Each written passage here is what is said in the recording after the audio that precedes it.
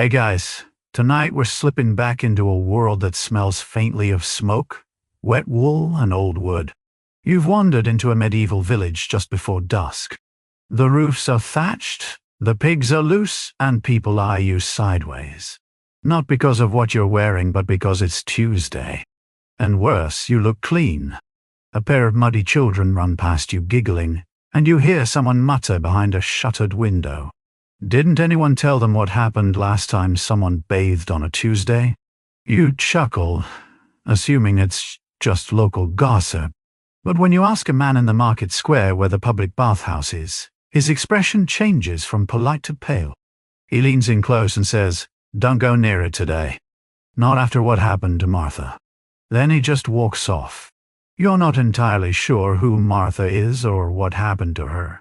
But you start to notice that everyone else is unusually grimy.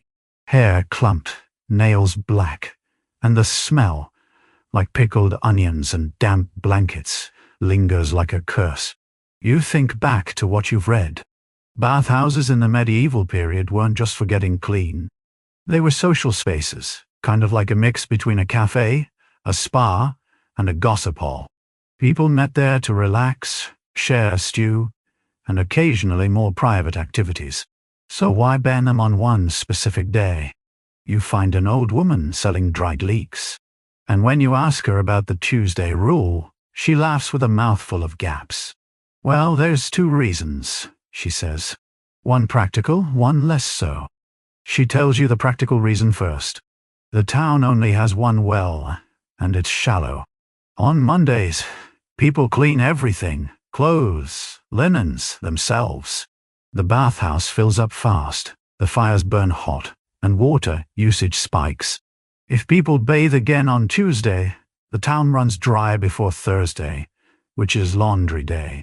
So, Tuesday became the official no-bathing buffer. You nod. That makes sense. Water was life in those days. Wells were temperamental, rivers were often polluted, and rain didn't always come when it should. Then she leans closer, lowers her voice and says, "But the other reason, the murder." You raise an eyebrow. Murder? Oh yes. She says years ago, the apothecary's daughter, Martha, was found dead in the bathhouse on a Tuesday. Water still warm, candles still lit, no signs of struggle, just gone. Folks say her ghost hates the smell of rosemary soap now. You're about to laugh. But then you notice there's a small bundle of dried rosemary hanging above the bathhouse door and a charm and salt. Whether it's for saving water or saving souls, you don't know. But no one here bathes on Tuesdays, not anymore. You pass the bathhouse later, just as twilight fades. It's locked. The windows are fogged up, even though no one's inside. And for a moment you swear you see a flicker of movement behind the glass, like someone rising from water, hair heavy and dark. Probably just your imagination. Probably. You walk away a little quicker than before. The next morning you wake early, mostly because the town cockerel seems to have no snooze button, and decide to dig a little deeper. The bathhouse is still shut tight, its latch crusted with rust and rosemary sprigs freshly replaced. You follow your nose to the bakery instead, where a red-faced man kneads dough like it owes him money. He's covered in flour from elbow to eyebrow. And when you casually ask about the Tuesday bathing ban, he doesn't even look up. "Still on about that," he mutters. "Can't keep a secret in this town? You'd think Martha died last week. So it's not just old wives' tales then. The whole town treats the rule like holy writ." You press a bit more and the baker eventually relents, giving you the real reason. Not the ghost story, not the water shortage, but something far more medieval. Plague. It wasn't always about one girl, he says, slapping dough onto a board. Back when the sweating sickness came through, folk noticed a strange thing. People who bathed too often, especially on consecutive days, got sicker, faster. Fever took him like a fox in a henhouse. He shrugs. Of course, we know now it wasn't the bathing. It was the steam. Closed windows, crowded rooms, one sick person in the bathhouse, and you might as well kiss your lungs goodbye. You blink. The ghost story had a certain eerie charm. But this is brutal epidemiology. It actually tracks with some historical understanding. While modern medicine didn't exist back then, medieval people weren't stupid. They observed patterns. And even if they misunderstood the cause, miasmas, humors, planetary misalignment, they still noticed correlations. Too many people bathing in one space on the same days. Death followed, so they spaced it out.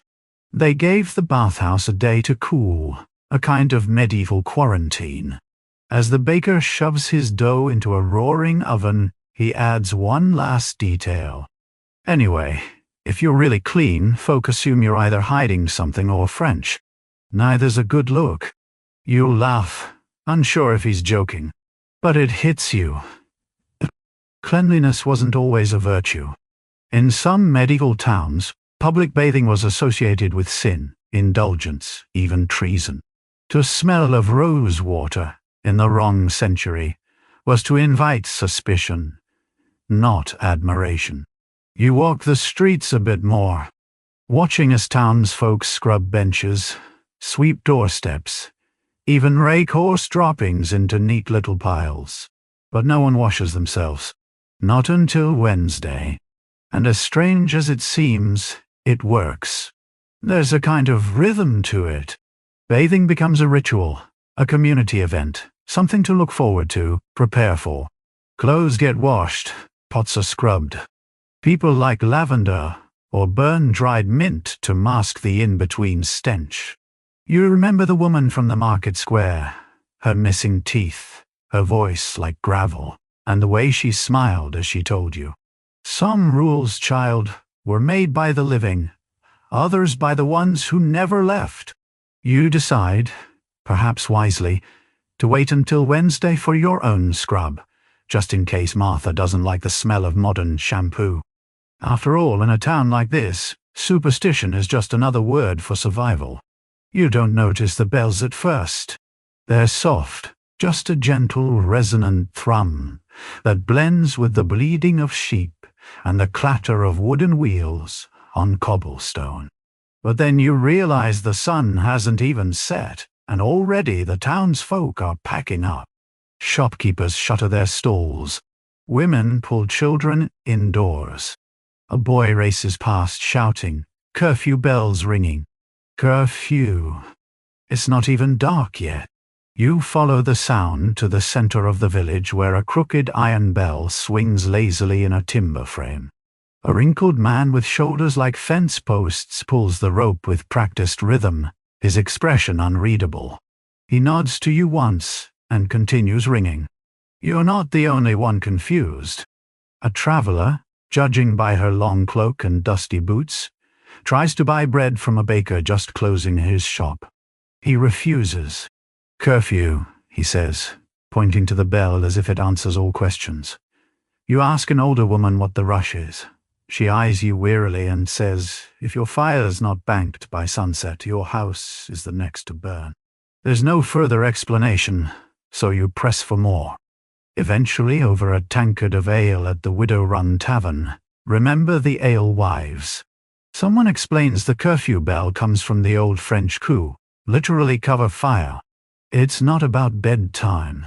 It's about not letting your thatch-roofed house become a torch. In a world without street lamps, fire departments, or fire-retardant anything, open flames were everywhere. Cooking, lighting, heating, and those fires. They didn't just burn wood. They burned families, entire neighborhoods. Every evening, the bell was rung to signal everyone in town to douse, cover, or bank their hearth fires. Smother the flame, close the flue, pour water on coals. It wasn't negotiable. One unattended ember could jump to a rafter, then to the neighbor's roof, and by dawn, your whole town would be ashes and bones. You think of modern fire codes, smoke alarms, sprinklers. None of that existed. What they had was a bell and fear.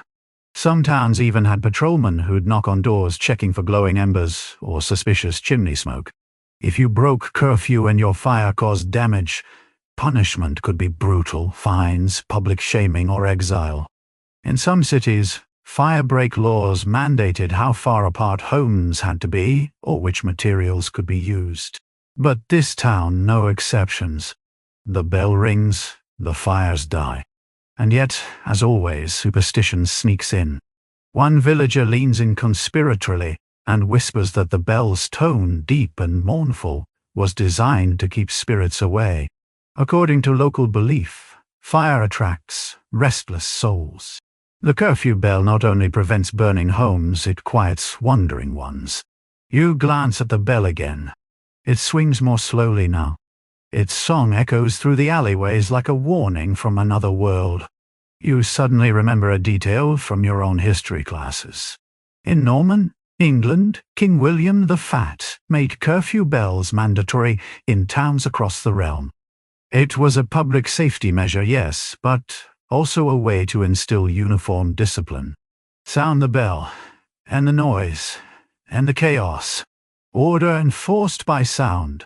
So when the final toll fades and silence falls across the village, you realize this isn't bedtime. It's protection. By the time you wander back to your lodgings, the village has gone still. Eerily still.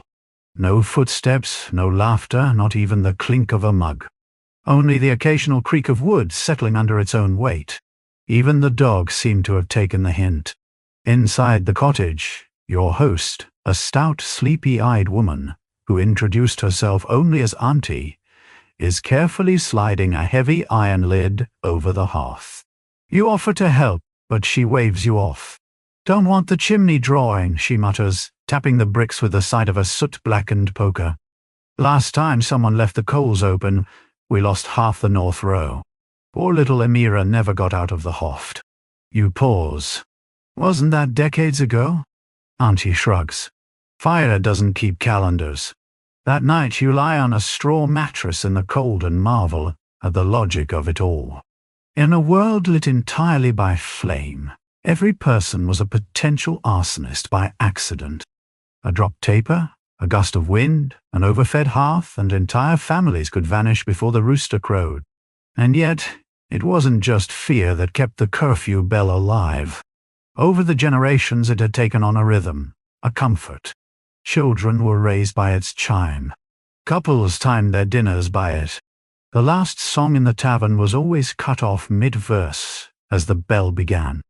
It gave the night a spine. What had begun as a harsh command had softened into ritual. Still, even rituals have teeth. You wake in the middle of the night to shouting in the distance. A red glow pulses faintly beyond the shuttered window. Auntie is already up, clutching a jug of water in one hand, a wool blanket in the other. "Smithy's boy left the forge hot again," she mutters, shoving boots on her feet. "Fool child. That bell didn't ring for his amusement." You follow her to the door. Outside, villagers sprint in all directions, forming a bucket line. You watch as steam hisses off stone and shouts rise through the dark, and then it's over. The fire is caught, contained. The village exhales. By dawn, the bell hangs still, and soot-streaked faces gather near it, not to punish the boy, but to remind him. "Huh?" An elder speaks a few solemn words about loss, responsibility, and the cost of forgetting. The boy's face burns brighter than the flames ever did. You realize then the bell isn't just metal and noise. It's memory. A warning passed down like bread or songs. Something forged from fire and fear and love for the living. Later, as you step through the quiet lanes, the day begins again. Stalls open, doors creak. Fires are carefully, cautiously lit. Life continues under the watchful shadow of a bell no one dares ignore. And when twilight comes again, you already know what's coming. You'll hear that low, mournful toll drift through the mist and feel a little safer. Not because it's bedtime, because it's protection. The next day, you wander into the village bakery, lured by the scent of something warm, yeasty and slightly burnt, like a sourdough that's had a rough morning. Inside, the baker is pulling loaves from a stone oven with the kind of reverence normally reserved for newborns or relics. You're hungry, famished really. And when you point to the warmest, freshest-looking loaf on the rack, the baker gives you a look like you just kicked his dog. "That one's for tomorrow," he says flatly. You blink, but it's just come out. He sighed like he said this 1,000 times and still can't believe people keep forgetting. "It has to sit," he mutters, placing the steaming loaf high on a shelf. "Can't eat bread the same day it's baked. That's how accidents happen." You glance around, half expecting to see signs warning about fresh bread hazards. Instead, you see shelf after shelf of yesterday's loaves. Firm, slightly misshapen, their crusts as solid as roofing tiles. You pick one up. It's hard. Really hard. You could build a wall with these things. The baker sees your face and chuckles. "Oh, that's the good stuff. Proper trencher bread. Dew." He explains in this town, and many like it, bread wasn't just food. It was plate, spoon, sponge, napkin, and finally pig feet. These thick day-old slices called trenchers were the medieval equivalent of dinnerware. You piled stew on them, used them to soap up gravy, and at the end of the meal handed the soggy remains to the poor. Or pigs, or both. The harder the bread, the better it held up. Soft bread. That was wasteful, messy, suspicious.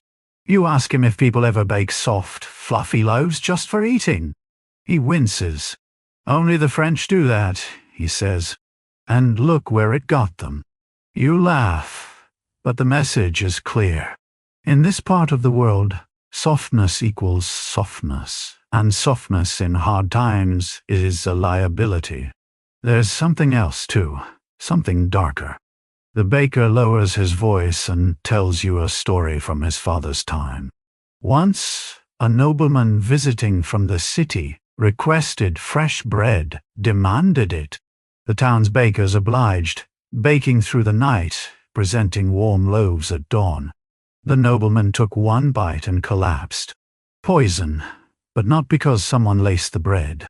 No, it was the flour, poorly aged. The humidity of the baking chamber had reactivated spores. "Ergot," they whispered. The same fungus that made peasants hallucinate and vomit, that turned bread into madness. It thrived in moist, improperly stored rye, and the fresher the bread, the more dangerous it could be. So the town made a rule. No bread eaten on the day it's baked. Not just tradition, survival. You glance back at the steaming loaf on the shelf. Still warm, still off limits. You suddenly want it less. It's strange, isn't it? In your own time. Nothing's more luxurious than warm, crusty bread. But here, the luxury is in waiting, in letting it go cold and hard so it can be safely soaked, sliced, and survived. By the time you leave the bakery, you carry a loaf so dense it could double as a weapon. It smells faintly of ash and barley, and strangely, you trust it more. You carry your dense day-old loaf through the village like it's a family heirloom. Awkward, slightly unwieldy, and absolutely necessary. You stop at a wooden bench near the square, tear off a corner with effort that makes your knuckles ache, and gnaw thoughtfully. It's chewy. Not bad, just stubborn. Like it wants you to prove you're worthy of the carbs. Across the square, a group of children are playing some sort of game involving sticks, stones, and surprisingly elaborate insults. One of them whips a stale crust at another. It bounces harmlessly off his shoulder and lands with a hollow thud. The victim picks it up and starts chewing on it anyway. You're starting to get it now. The bread isn't meant to delight. It's meant to last, and it's meant to be shared. A traveling friar sits beside you and pulls a similar brick loaf from his satchel. He nods at yours approvingly. "Good crumb," he says, tapping it like a melon. "Where'd you get it?" You point to the bakery. "Ah, old Bartle," he says. "Knows what he's doing. Didn't give you any of that same-day heresy, did he?" You raise an eyebrow. He's joking, probably. But then the friar leans in and tells you something that makes your stomach twist. In the years of poor harvest, some bakers cheated. They added chalk, sawdust, even powdered bones to stretch their flour. The worst of it, you couldn't always taste the difference until you started coughing blood. That's why some towns, like this one, required every baker to follow the size of bread, a medieval regulation that dated back to the 13th century. It controlled not just the price of bread, but its weight, size, and contents. Bakers who violated it could be fined, pilloried, or forced to eat their own faulty wares. You suddenly look at your loaf with new respect. This thing has been measured, tested, watched. It's a product of survival, engineered not for comfort but for consistency. If there's anything medieval people feared more than a famine, it was a dishonest baker. The friar tears his loaf in half and offers you a piece of salted lard to smear on yours. It's not a feast, but it feels deeply human. Rough bread, greasy fat, and a silence between strangers that somehow taste like trust. Later that evening, as you sit near the hearth in the tavern, you notice something strange. No one eats bread right away. Stews come out, roasted roots, even pickled eggs. But the bread, it sits, it waits. People tear off chunks only when the main meal is nearly done, using it like a spoon, a napkin, or a final course. And when they're done, they don't toss it. Some feed the rest to their dogs. Others collect it in a basket for beggars. One old man slips his into his pocket with the care of someone saving a charm. In this world, nothing goes to waste, not even a dry crust. So you bite down again, jaw aching but heart full. The bread might be stale, but the rule behind it, fresh as ever. You've barely digested your brickloaf breakfast when another rule finds you, this time in the form of your own socks. You're admiring a pair of bright blue and mustard-striped hose hanging from a stall near the edge of the marketplace. They're oddly cheerful in a town that otherwise seems committed to a palette of mud and moss. You reach out, fingertips grazing the coarse wool, when the stall-keeper snaps his hand over yours like a mousetrap. "Not for you," he hisses. You blink. "I was just looking." He glances around, nervously. "Look with your eyes, not your station."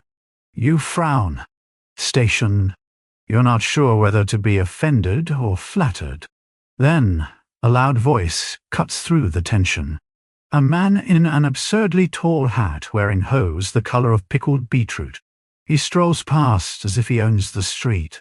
The vendor bows slightly. Now he can wear stripes, the stallkeeper mutters. Landed gentry. It clicks. You've stumbled into the strange, colorful world of sumptu laws. Rules that dictated exactly what you were allowed to wear, based on your class, income, or social position. Want to wear silk? Not unless you're nobility. Want red dye? Better have a title. Want stripes on your socks? Only if you've got enough land to justify the flair. You laugh quietly.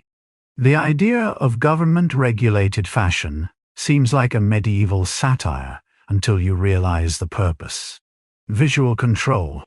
In a time when reading was rare and social mobility was dangerous, clothes did the talking. Who you were needed to be obvious from 50 paces. If a peasant dressed like a noble, he could demand better treatment, cheat in court, or, God forbid, flirt above his level.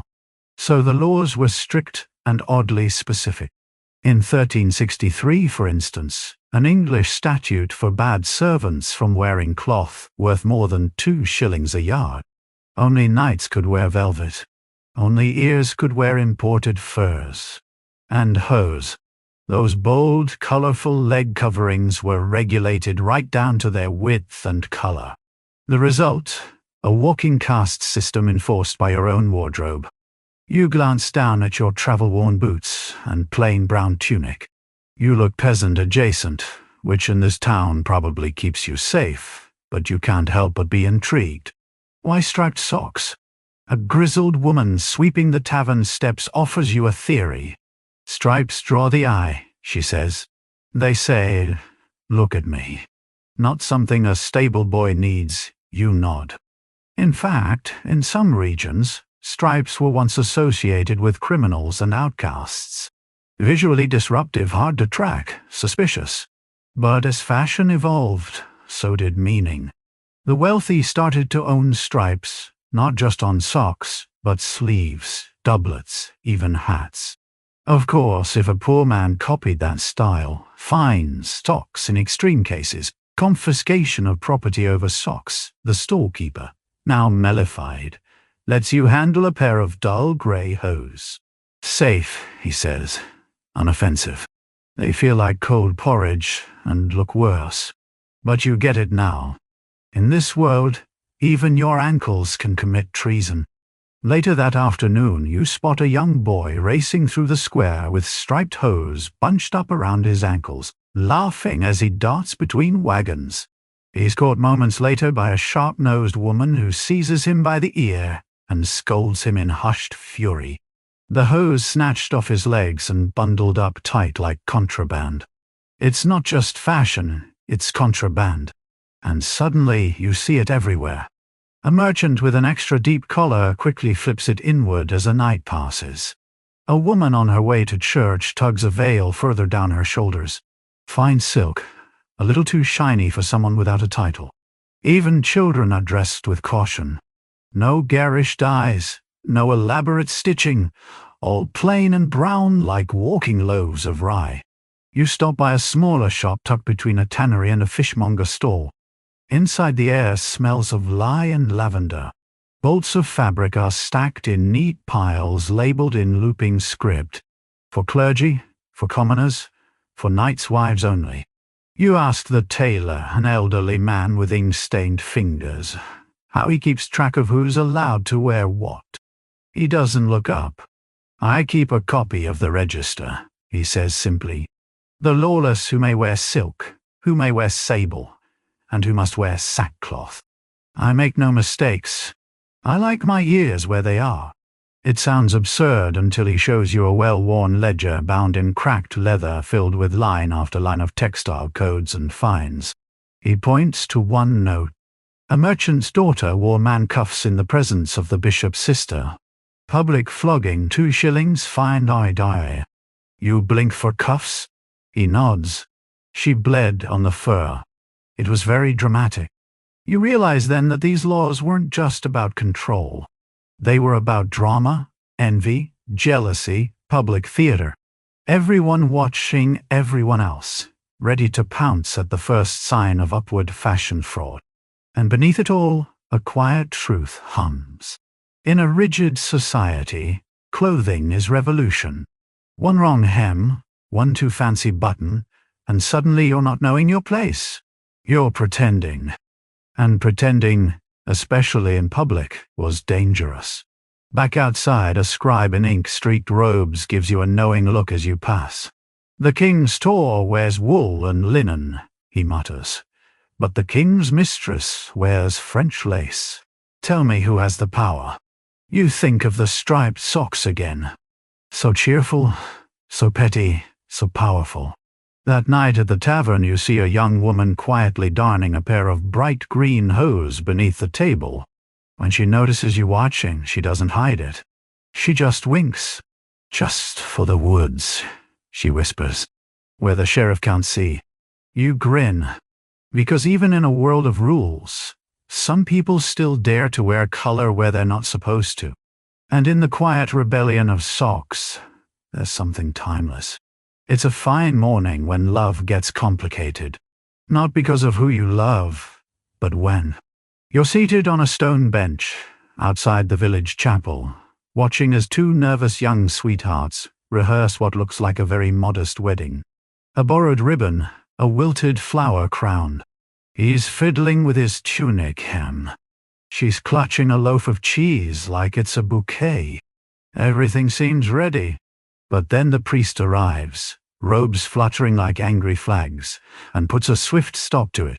No weddings this week, he snaps before storming off toward the rectory. The couple stands there, stunned. A rooster crows awkwardly. You're as confused as they are, so you ask a passing midwife what just happened. Saint's days, she says, as if that explains everything. You give her a look. She sigh. You can't just get married whenever you fancy. Not during Lent, not during Advent, not on certain feast days, not near Michaelmas or Candlemas or All Hallows Eve. That's sacred time. No kissing, no singing, and definitely no I do. You blink. That's a lot of no. Turns out in medieval Europe, marriage was tightly regulated by the church. Not just in terms of how it happened, but when. The liturgical calendar, already stuffed with saints, fasts, vigils, and feast days, acted like a giant mood ring for your love life. Out of the 365 days in a year, nearly half were considered spiritually inappropriate for weddings. That included all of Lent, about 40 days, Advent, another 4 weeks, the 40 days after Easter, and several days surrounding major feasts. Why? Because marriage was joyous, celebratory. It involved music, dancing, feasting, wine, and bedsheets, and those things had no place during periods of religious solemnity. Weddings were seen as distractions, earthly indulgences that clashed with divine mourning or preparation. You sit with that for a moment. Love is fine within reason, but timing is everything. A local miller's wife leans over from her vegetable stall and adds, "We waited 3 months to wed. Poor man nearly died of nerves. Wore a hole clean through his boots." You chuckle, but it's no joke.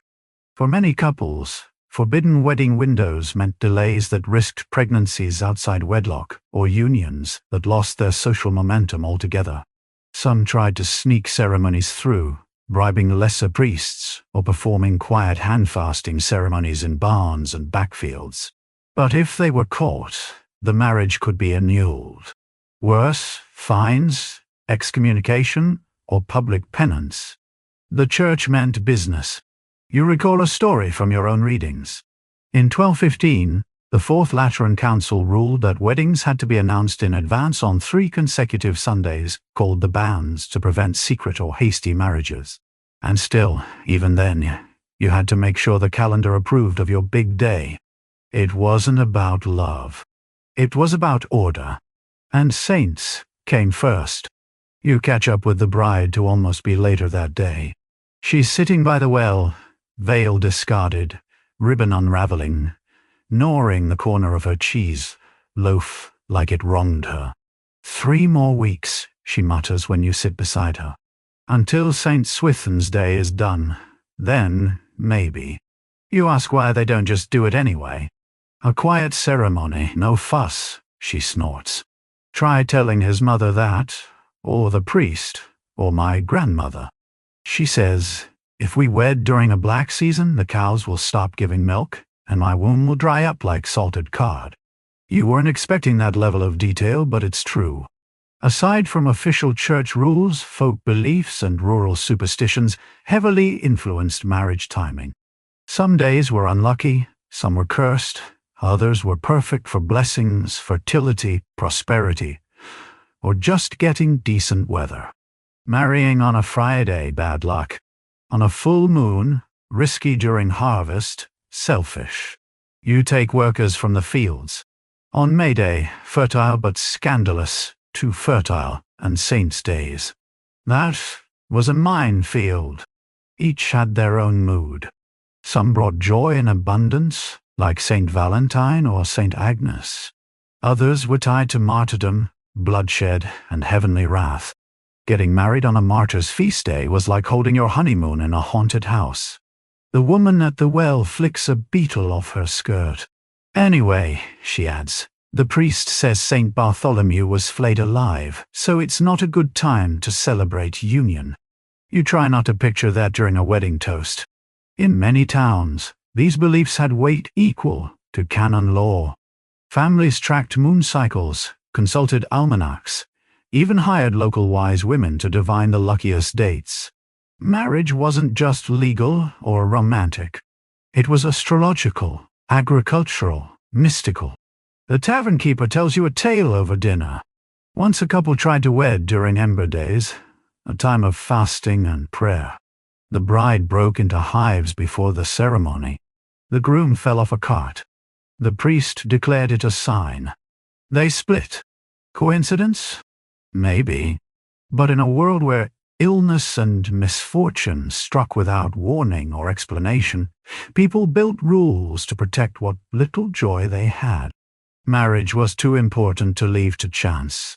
So the lovers wait, they bake extra bread, stitch hems, practice steps. Maybe they'll wed at midsummer under a saint with a cheerful reputation. Or maybe they'll elope to a fishing village when no one checks the calendar. You smile as you pass the chapel again. Someone's tied wild flowers to the door. It's not a wedding, but it's hope. Because even when rules spend time around love, people find ways to wait with grace. Or, if necessary, they wed in secret under the stars. You're strolling through the village market enjoying the afternoon sunlight when you feel something sharp wedge itself between your toes. You look down, a turnip, a half-rotted one to be specific, and slick with something unidentifiable. It wasn't thrown, just lying there, abandoned in the middle of the square. But it's enough to make you stumble, arms flailing, dignity scattered. You hear a chuckle from a nearby stall. Should have worn shoes, a voice calls. Or at least paid the tax. No, you glance around, bewildered. Everyone else is barefoot too, except the man who spoke. He's in a stall behind a low wooden counter, his boots polished and smugly tied. You limp over to him. Is there some shoe Bannon I should know about? You ask. He doesn't answer right away. Just points toward a stone slab near the edge of the square, weathered with time and stained by centuries. There's writing on it, but the carving's so shallow you can barely read it until someone else whispers beside you. By ducal decree, no shoes shall be worn in the square on market day. So saith the turnip incident. That's not a joke. Not long ago, well, a few generations maybe, a duke from a neighboring estate visited this very town to inspect the market. The story goes that he slipped on a greasy root vegetable, fell backward into a goose cart, and broke 2 ribs, and what little remained of his patience. Rather than blame poor road maintenance or the goose, he blamed footwear, specifically slick soles that gave no grip on the cobblestone. And because a duke's humiliation was never his fault, he issued a decree. On market days, all visitors and vendors must go barefoot in the central square, supposed for traction, realistically out of spite. And here's the kicker. The law stuck. Over time, the original reason faded into myth, but the barefoot market rule endured. It was said to prevent slips, keep the stones cleaner, and according to one enthusiastic tanner, strengthen the souls of peasants so they may better endure God's earth. You're skeptical until you step back onto the stones. They're worn from the sun, worn smooth in the center, but still rough around the edges. There's a rhythm to walking them barefoot, a strange intimacy between foot and stone. You feel every pebble, every dip, and somehow it works. Even the fishmonger agrees. You think I want to get herring guts on my good boots, he says, slapping a trout onto his stall. This way's better. Just don't stub your toe on the cheese cart. You pass a young girl skipping barefoot through puddles near the fountain. Her mother watches with amusement, basket on one hip, and says she won't need shoes till Easter. Her arches are better than mine already. Still, not everyone agrees. A visiting merchant, clearly not local, strides through the square in soft leather boots and draws more glares than a rooster at midnight. A boy chases after him with a ladle, tapping the man's shin and shouting, "Fine or no pie?" You don't know what that means, but it feels official. As the barefoot rule starts to sink in, literally thanks to the gravel near the pickle stand, you begin to see the logic behind it, or at least the peculiar kind of logic that medieval towns specialized in. Part superstition, part custom, part someone important once said so, and no one dared undo it. You pass by a cobbler's workshop, expecting it to be empty on market day. But inside, the cobbler is busy, just not with shoes. He's sewing leather covers for carts, sharpening a tool, and singing a tune about saints and splinters. When you ask him whether the barefoot law hurts business, he waves a dismissive hand. "Oh no," he says. "I make better coin on Mondays when people come in with blisters." He gestures to a small pile of shoes tucked behind the counter. "That's the market stash. Folks drop them off here before stepping onto the square. I polish. They buy turnips. Everyone's happy." You glance down at your own scratched feet and wonder how many tetanus cases it would take for the town to reconsider. Then again, this town has weathered worse, and the barefoot rule, like so many others, has morphed over time. It's no longer just about a grumpy duke and a vegetable vendetta. It's become tradition, a kind of badge of belonging. Outsiders wear shoes, locals walk free. A farmer nearby tells you with pride, "My grandfather walked this market square every Thursday for 60 years, rain or shine, barefoot. Claimed he could tell the harvest would be good by how the stones felt in April." You're not sure whether that's folklore or foot trauma. Possibly both. Of course, not every town enforced their rules with such tactile enthusiasm. In some places, the barefoot tradition was linked to humility. Monks walked without shoes as an act of piety.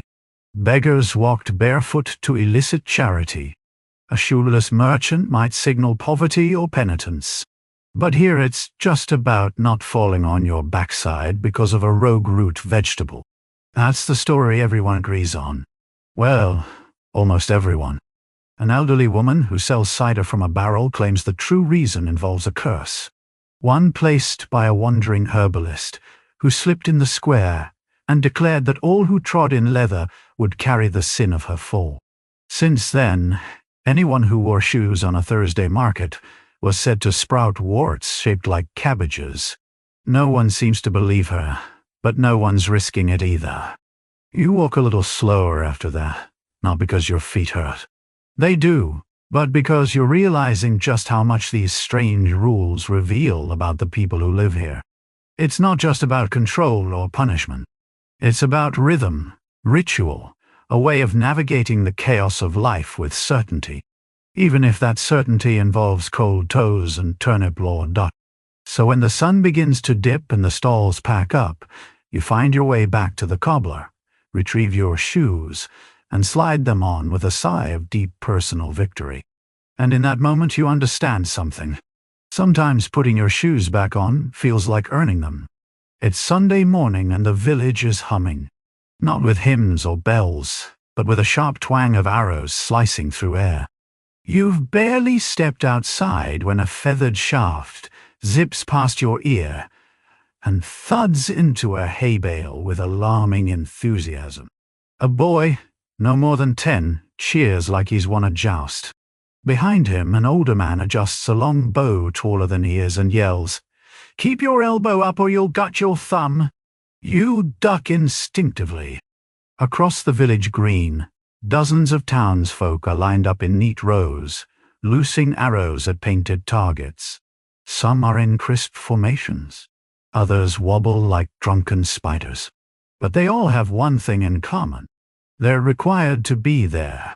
Welcome to Mandatory Archery Sunday, a long-standing law in many medieval towns across England and parts of Europe. If you're a male of fighting age, you're expected to spend your Sunday afternoon practicing archery. Rain or shine, no excuses. You wander toward the edge of the green and are quickly handed a bow by a nonsense woman with forearms like tree trunks. "Shoot or get fined," she says, not unkindly. "We take attendance." You raise an eyebrow. "Fined." She nods. "A penny if you miss practice. 2 if you miss 2 in a row. And if you miss a month. Let's just say you won't be enjoying stew and peace for a while." Turns out this isn't just village sport. It's national defense. Back in 1363, King Edward III issued a law requiring all able-bodied Englishmen to practice archery every Sunday. It wasn't a suggestion. England's military might depended on the legendary English longbow, and the only way to keep the population ready was to turn the bow into a weekly chore. The law even went so far as to ban other games like football, tennis, and dice because they distracted men from their archery duties. In some towns, balls and gaming boards were confiscated and burned to keep focus on the fletching. Here in this village, the tradition never died. Even the children are involved. Toddlers fire toy arrows at stuffed targets. Teenagers compete for distance. Old men lean on walking sticks and yell advice. One particularly wrinkled fellow smirks at you and says, "I haven't hit a bullseye since Henry IV, but I still count." There's a festive air to it, strangely enough. Families gather. Bread is shared. Ale flows freely after the practice ends. And underneath it all, a quiet understanding. When the time comes, they'll be ready. Because back then, war wasn't far away. Raids, skirmishes, civil unrest, they were always just a horizon away. Training every Sunday wasn't paranoia. It was policy. If your village was attacked, you didn't wait for nights. You were the army. And so, the law persisted. Even centuries later, some places maintained it as local tradition. A sort of civic memory carved into muscle and string. You draw back your own bow awkwardly and release. The arrow sails, well, more like flutters before planting itself in the grass a good 10 paces short. Someone claps anyway. "Better than the baker," a voice says behind you. You're not sure if that's a compliment, but you take it. Because in a world where survival depended on the string and stave, showing up with sore arms was better than staying home with soft hands. After your less-than-glorious archery debut, you retire to a shaded bench beneath an ash tree, where the village clerk is busy recording scores with an ink-stained thumb. He's got a wooden ledger open and is frowning at a column labeled absentees. You lean in. They really keep track. He doesn't look up. Of course, it's the law. A village that forgets to aim soon forgets to defend. You can't help but admire the phrasing, both poetic and slightly terrifying. The clerk explains that in past centuries, particularly during the 100 Years' War, English victories were often credited to their long bowmen. Archers could fire 6 arrows per minute with deadly precision, raining volleys that broke cavalry charges and shredded infantry formations. The weapon turned farmers into soldiers, but only if they practiced relentlessly. And so archery practice wasn't just encouraged. It was woven into life. If you were old enough to draw a bow, you were old enough to be useful by law. There were even local competitions, sanctioned mini-tournaments with prizes like cured meat, ale, or in some generous villages, a goose. But beneath the cheering and wages, there was always an undercurrent of purpose. In this village, the tradition runs deep. A few women in their 40s are showing the younger lads how to brace their stance. One grins and says, "Learn to shoot when the monks tried to raise rents." Funny how fast a quill turns into a quarrel. She's only half joking. You hear stories whispered between shots of raids from rival towns, border disputes, even one legend where a band of poachers took over the mill, until a group of determined archers drove them off, using nothing but their practice bows and an alarming number of beehives. Later, you meet the blacksmith who sharpens arrowheads. He hands you one, blunted for practice, but still unnervingly pointy. He explains how different tips were used. Broad heads for unarmored targets. Bodkin points to pierced chain mail. He says it with the calmness of someone discussing spoons. What strikes you isn't the militarism. It's the normally. In a world without police, standing armies, or early warning systems, defense was hyper-local.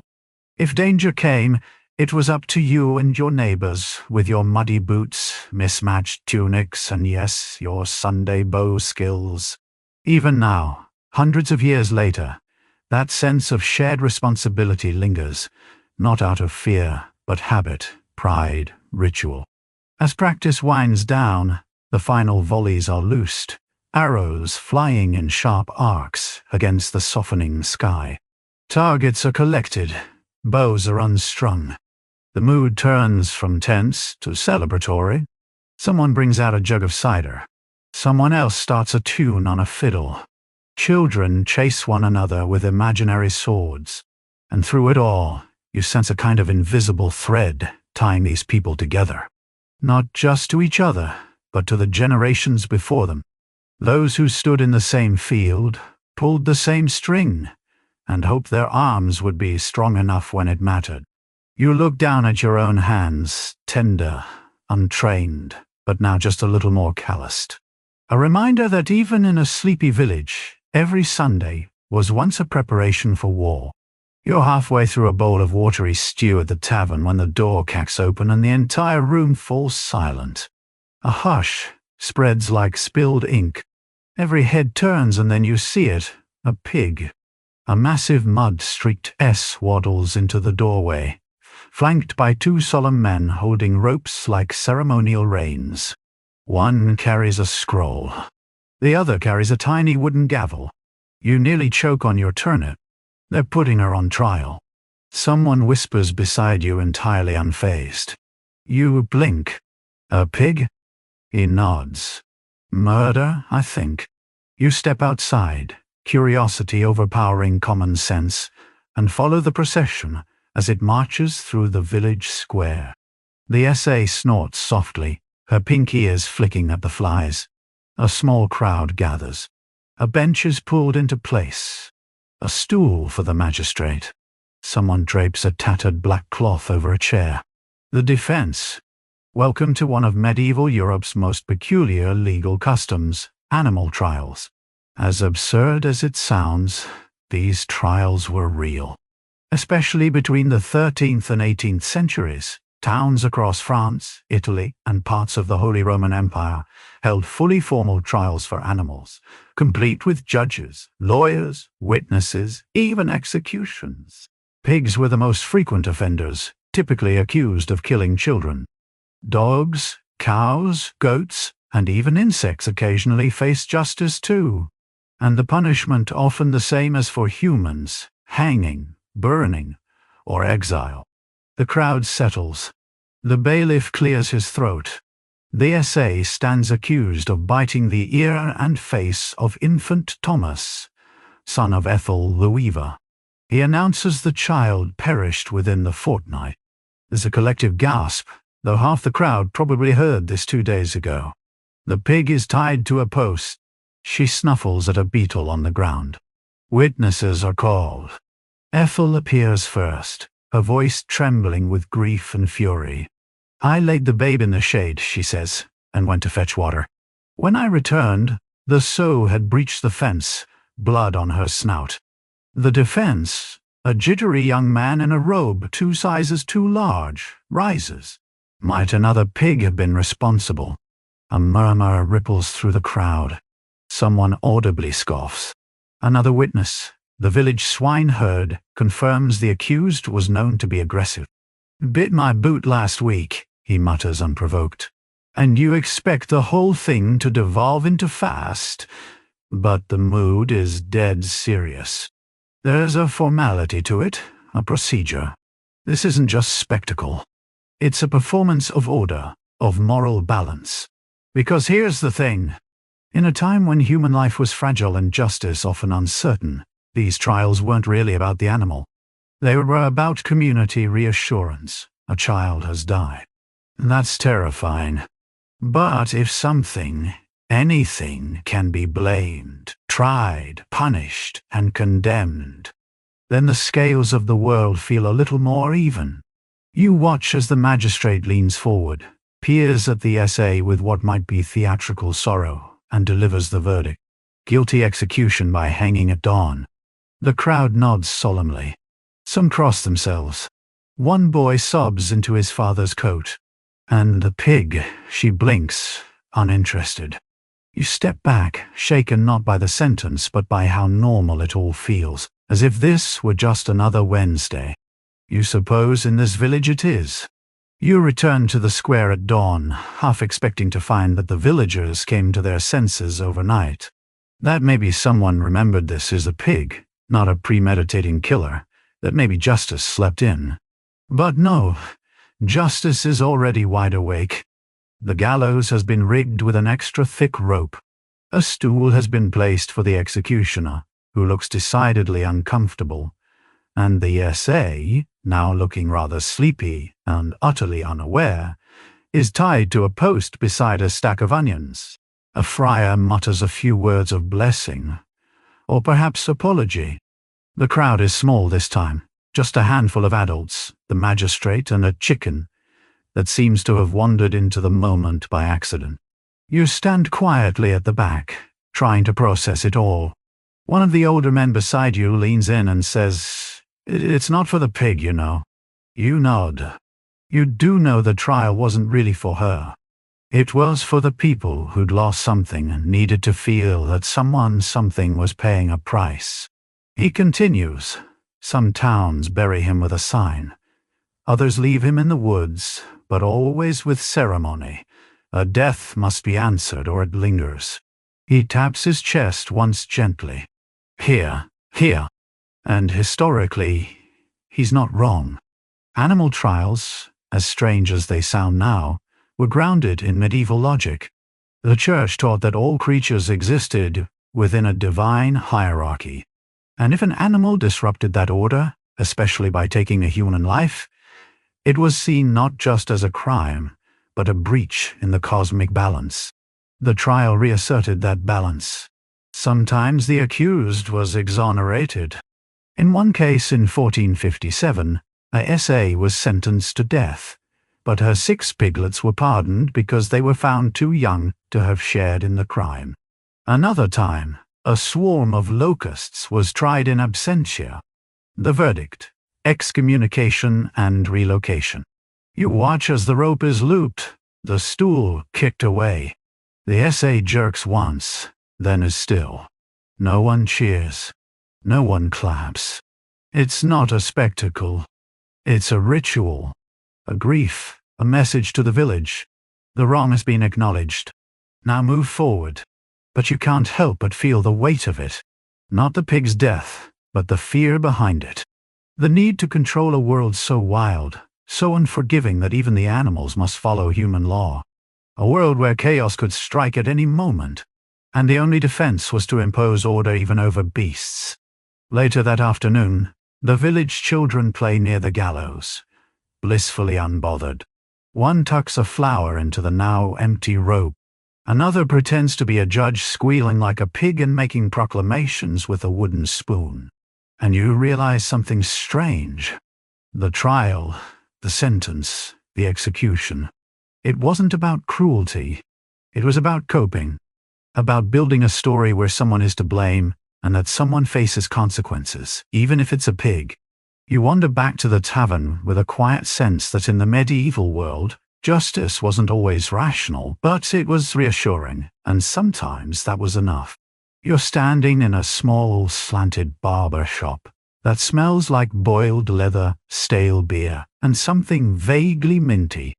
It's early morning and you're hoping for a quick trim before heading to the next town. But the barber isn't ready. He's tuning a lute. You stare. He plucks a few strings, clears his throat, and belts out a note so shrill it makes a nearby cat leap from a windowsill. You glance around the room. A razor lies gleaming on the washstand. A bowl of warm water steams beside it. A chair worn smooth by generations of nervous bottoms sits waiting. But he won't lift the blade until he's finished his song. "Sorry," he says between verses, "I can't shave you until I hit the chorus." You consider leaving. Then the woman in the corner threading herbs into little bundles leans over and explains, "Silent barbers used to be assassins." You sit back down. Turns out some medieval towns, especially those prone to political drama or factional strife, barbers were required to sing, hum, or talk aloud while shaving. It was a rule, not just custom, and it had one job: make sure no one got stabbed in silence. Because here's the thing, barbers weren't just barbers. There were also surgeons, tooth pullers, bloodletters, wart burners, and if you were unlucky, a convenient cover for a hired killer. A razor to the throat could be a shave, or a statement by enforcing noise. singing, reciting prayers, reciting saints' feast days. The townsfolk believed they could prevent betrayal. If your barber stopped mid-song, something was wrong. The rule likely originated after a few too many incidents where enemies accidentally bled out during their beard trim. In some Italian city-states, entire guilds adopted the policy. In others, it was posted publicly. Let the barber's blade never fall in silence. And even if your barber wasn't an assassin, silence was still suspicious. A quiet room with a knife in it, not comforting. So you sit, trying not to flinch as the man transitions into a folksy ballad about a goose with marital problems. The razor scrapes across your jaw in long practice sweeps. His hand is steady, his voice less so. You get the distinct impression the singing isn't meant to entertain. It's meant to reassure him and you both. He pauses only once when someone outside yells about a pig cart tipping over, and the sudden silence in the room is thunderous. Everyone freezes. Then he coughs and launches back into verse like his life depends on it. Maybe it does. You realize now why the barber shop window is always open, why the walls are thin, why the chair faces the door. It's not just good business. It's defense. In this world, the razor is intimate, dangerous, political. A haircut isn't just a service. It's a test of trust. By the time the shave is done, your cheeks are smooth, your nerves are shredded, and the barber is hoarse. He pats your face dry and offers a mint. You accept, and when you leave, you hum a little yourself, just in case anyone's listening. You return to the tavern later that evening, still rubbing your freshly shaven chin, when the blacksmith greets you with a knowing grin. "Ah," he says, "I see old Bartolo didn't slit your throat. Must have been a good tune." You raise an eyebrow. "He sang about a goose getting divorced." The blacksmith laughs. "Even better, that one's a favorite during tax season." You sit beside him by the hearth and sip something suspiciously herbal. It tastes like fermented sage and regret around you. The tavern buzzes with soft laughter, lute strings, and the clatter of cutlery. No razors, no threats, just warmth. And yet, the memory of that blade still lingers. You think back to the rules, how they begin as precautions, then harden into tradition, how a barber humming tunelessly through a shave can be both a comfort and a coded signal. I mean no harm. I'm not an agent of vengeance. And the deeper truth. In medieval society, violence often wore a very civil face. Barbers were positioned uniquely. They were close to the jugular, close to secrets, trusted with appearance, and thus with dignity. And in a world where betrayal often came by blade, singing became a kind of self-preservation. You hear more stories as the night wears on. One old woman swears a barber once confessed to a priest mid-shave and was absolved the client's beard was done.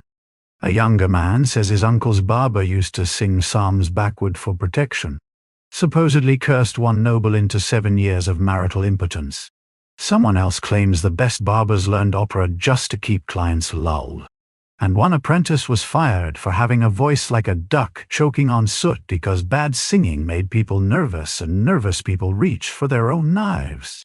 By candlelight, these tales feel half real, half shadow. But the fear they're built on, that's real. In an era where justice was often personal and feuds lasted generations, a man with a sharp blade and a steady hand held power. Singing wasn't just to prove his intentions. It was to fill the silence where suspicion might grow. And the rule stuck. Even today, in some corners of Europe, old barbers hum while they work. Not because they must, but because their grandfathers did. Because tradition whispers louder than logic.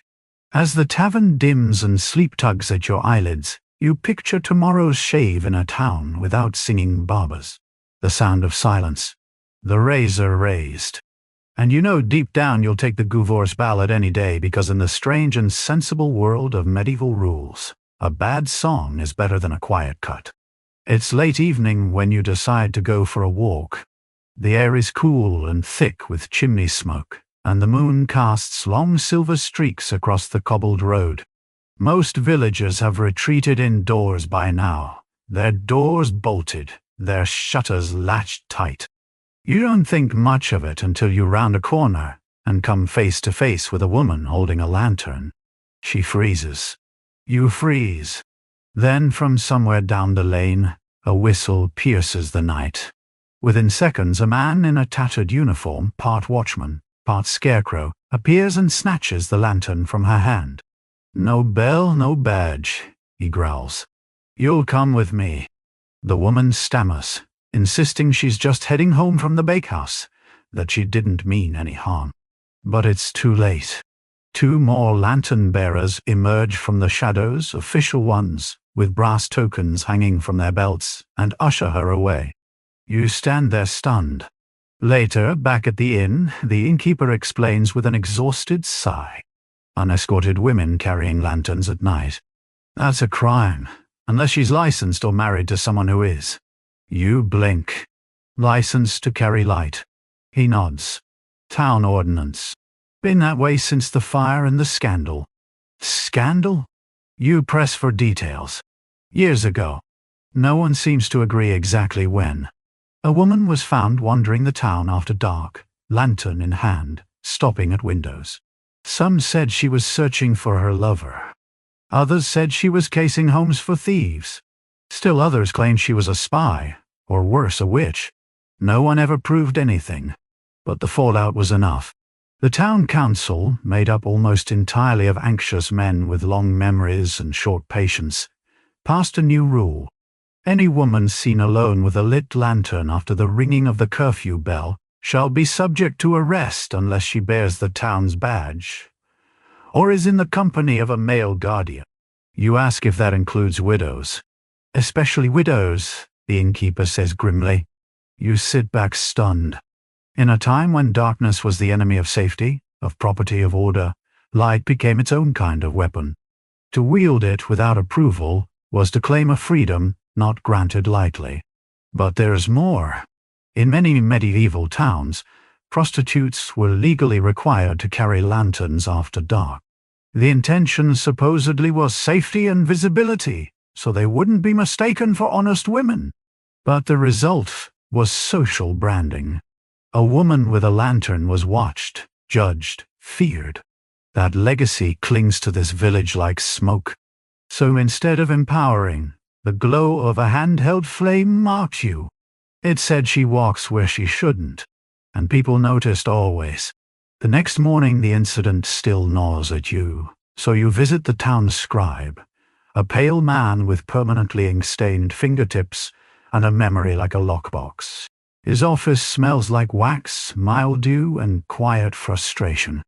You ask him about the lantern rule, he sighs, rifling through a wooden drawer until he finds a yellowed parchment. Here, he says, tapping a brittle edge. Civic Ordinance 142, ratified during the Frost riots, repealed briefly, then reinstated after the chimney arson incident. You squint, the text is barely legible, but the phrasing is unmistakable. No female person shall carry a flame unaided past the toll of curfew, save she be marked with town blessing or male escort on pain of detention and public reprimand.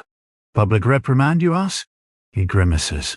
Lantern confiscated. Fine name read aloud after Mass, sometimes more, depending on her reputation. You sit back, suddenly cold. The rule isn't just about safety. It's about control, about visibility. A woman walking alone at night, guiding her own path, quite literally lit from within, was a threat to the kind of order the town wanted to protect. And in that light, she became a symbol. You learn more over the course of the day.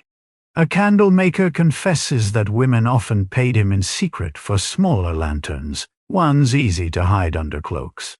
A baker's wife tells you her sister got caught once and was forced to sweep the churchyard barefoot for a week.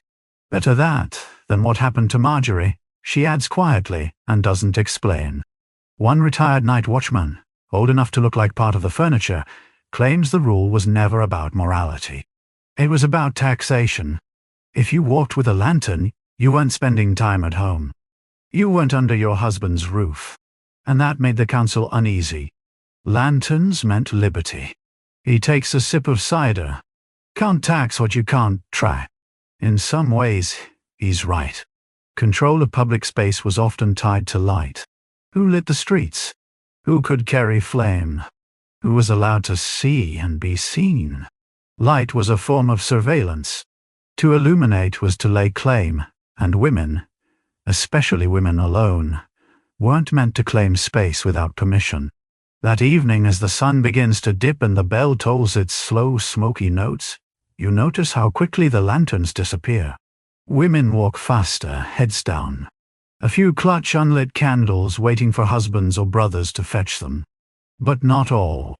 Near the edge of town, a girl, barely more than 15, strikes a flint.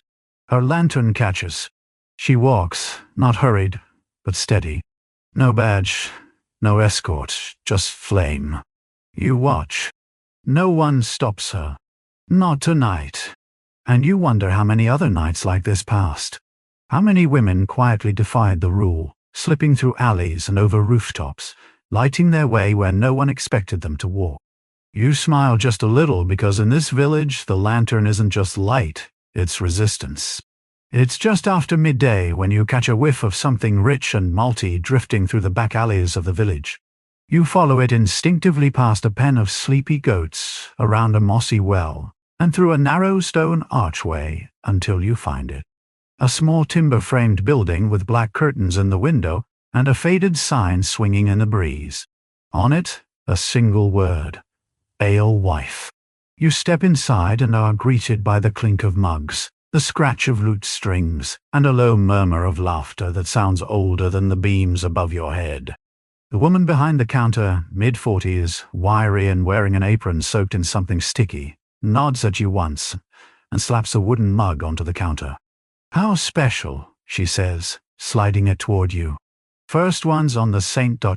It's strong, spiced, slightly sour, and definitely brewed here. This is no ordinary tavern. You've entered the domain of one of medieval society's most vital and strangely regulated roles, the widow brewer. Turns out in many towns during the Middle Ages, only widows were legally allowed to operate ale houses without a male guardian or official guild approval. And it wasn't just a social courtesy. It was policy. You ask her about it. She shrugs. "When my husband died, the council sent a boy with two things: a condolence loaf and a brewing license. The arrangement was practical. Widows, often left with no source of income and mouths to feed, were granted the right to brew and sell ale from their homes. It gave them financial independence and gave the town beer. A fair trade, but it wasn't charity. It was necessity. Ale was safer to drink than water. It was calorie-dense, mildly alcoholic, and consumed at every meal. Children drank it. Monks drank it. Nobles drank it, though they preferred wine, and someone had to make it, so the town gave that job to those who are considered safe, socially invisible, but industrious widows. The woman wipes her hands and gestures toward the corner, where a stack of sealed barrels sits beside a wall, painted with strange markings. Tally marks, recipe notes, and what appears to be a crude drawing of a donkey in a bishop's hat. "Don't ask," she says. "You sip your ale and take in the room.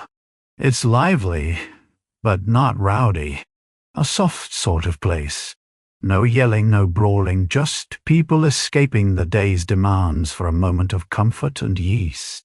Above the hearth hangs a polished ladle tied with black ribbon. You ask about it. Sign of mourning, she says, and of business.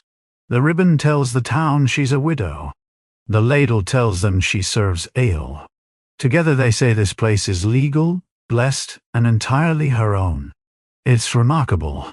In a world where women often had little agency, here is a space run entirely by one. No master, no guild, no permission slip. But she adds, there are rules.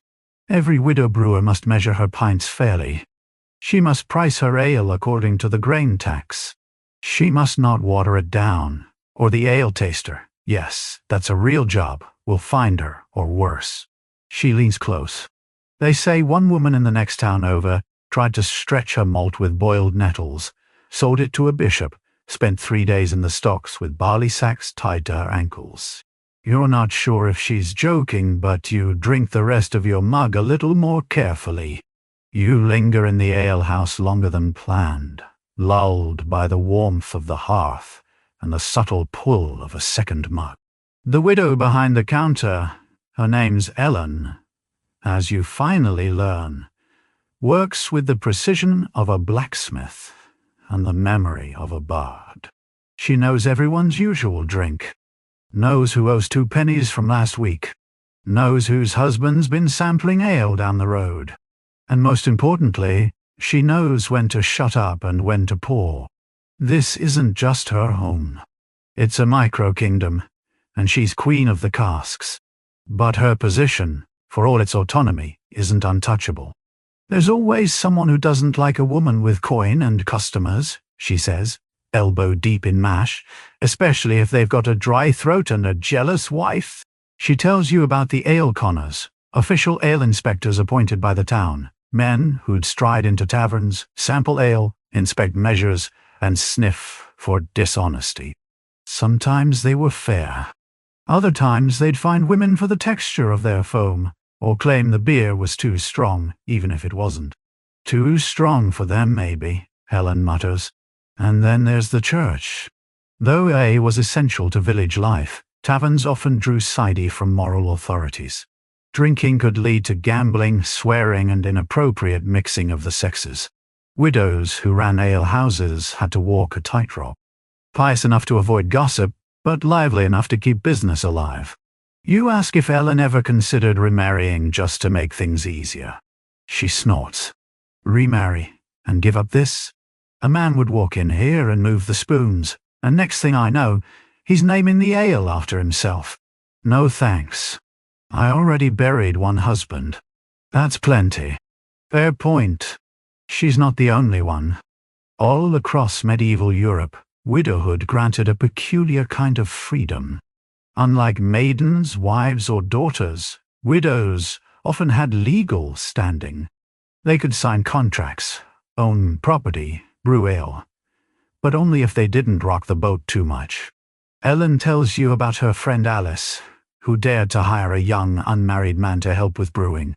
He was strong, quiet, a war orphan, but the town didn't like the look of it. Rumors flew. Sales dropped. The church leaned in. Alice had to let him go. A few weeks later, her brewing license was reconsidered. She moved. Ellen hasn't heard from her since. The hearth crackles behind you. You realize that every pint poured in this place is balanced on centuries of unspoken rules about gender, grief, respectability, and fermented grain. Still, Ellen endures. She keeps the ledger tidy, pays her tax in advance, sends the best casks to the harvest feast, offers 1 free mug to the local priest on feast days, and she never lets her ale go flat. Before you leave, she tops off your mug and hands you a wax twist of something crumbly and sweet. Barley biscuit, she says, keeps the head clear.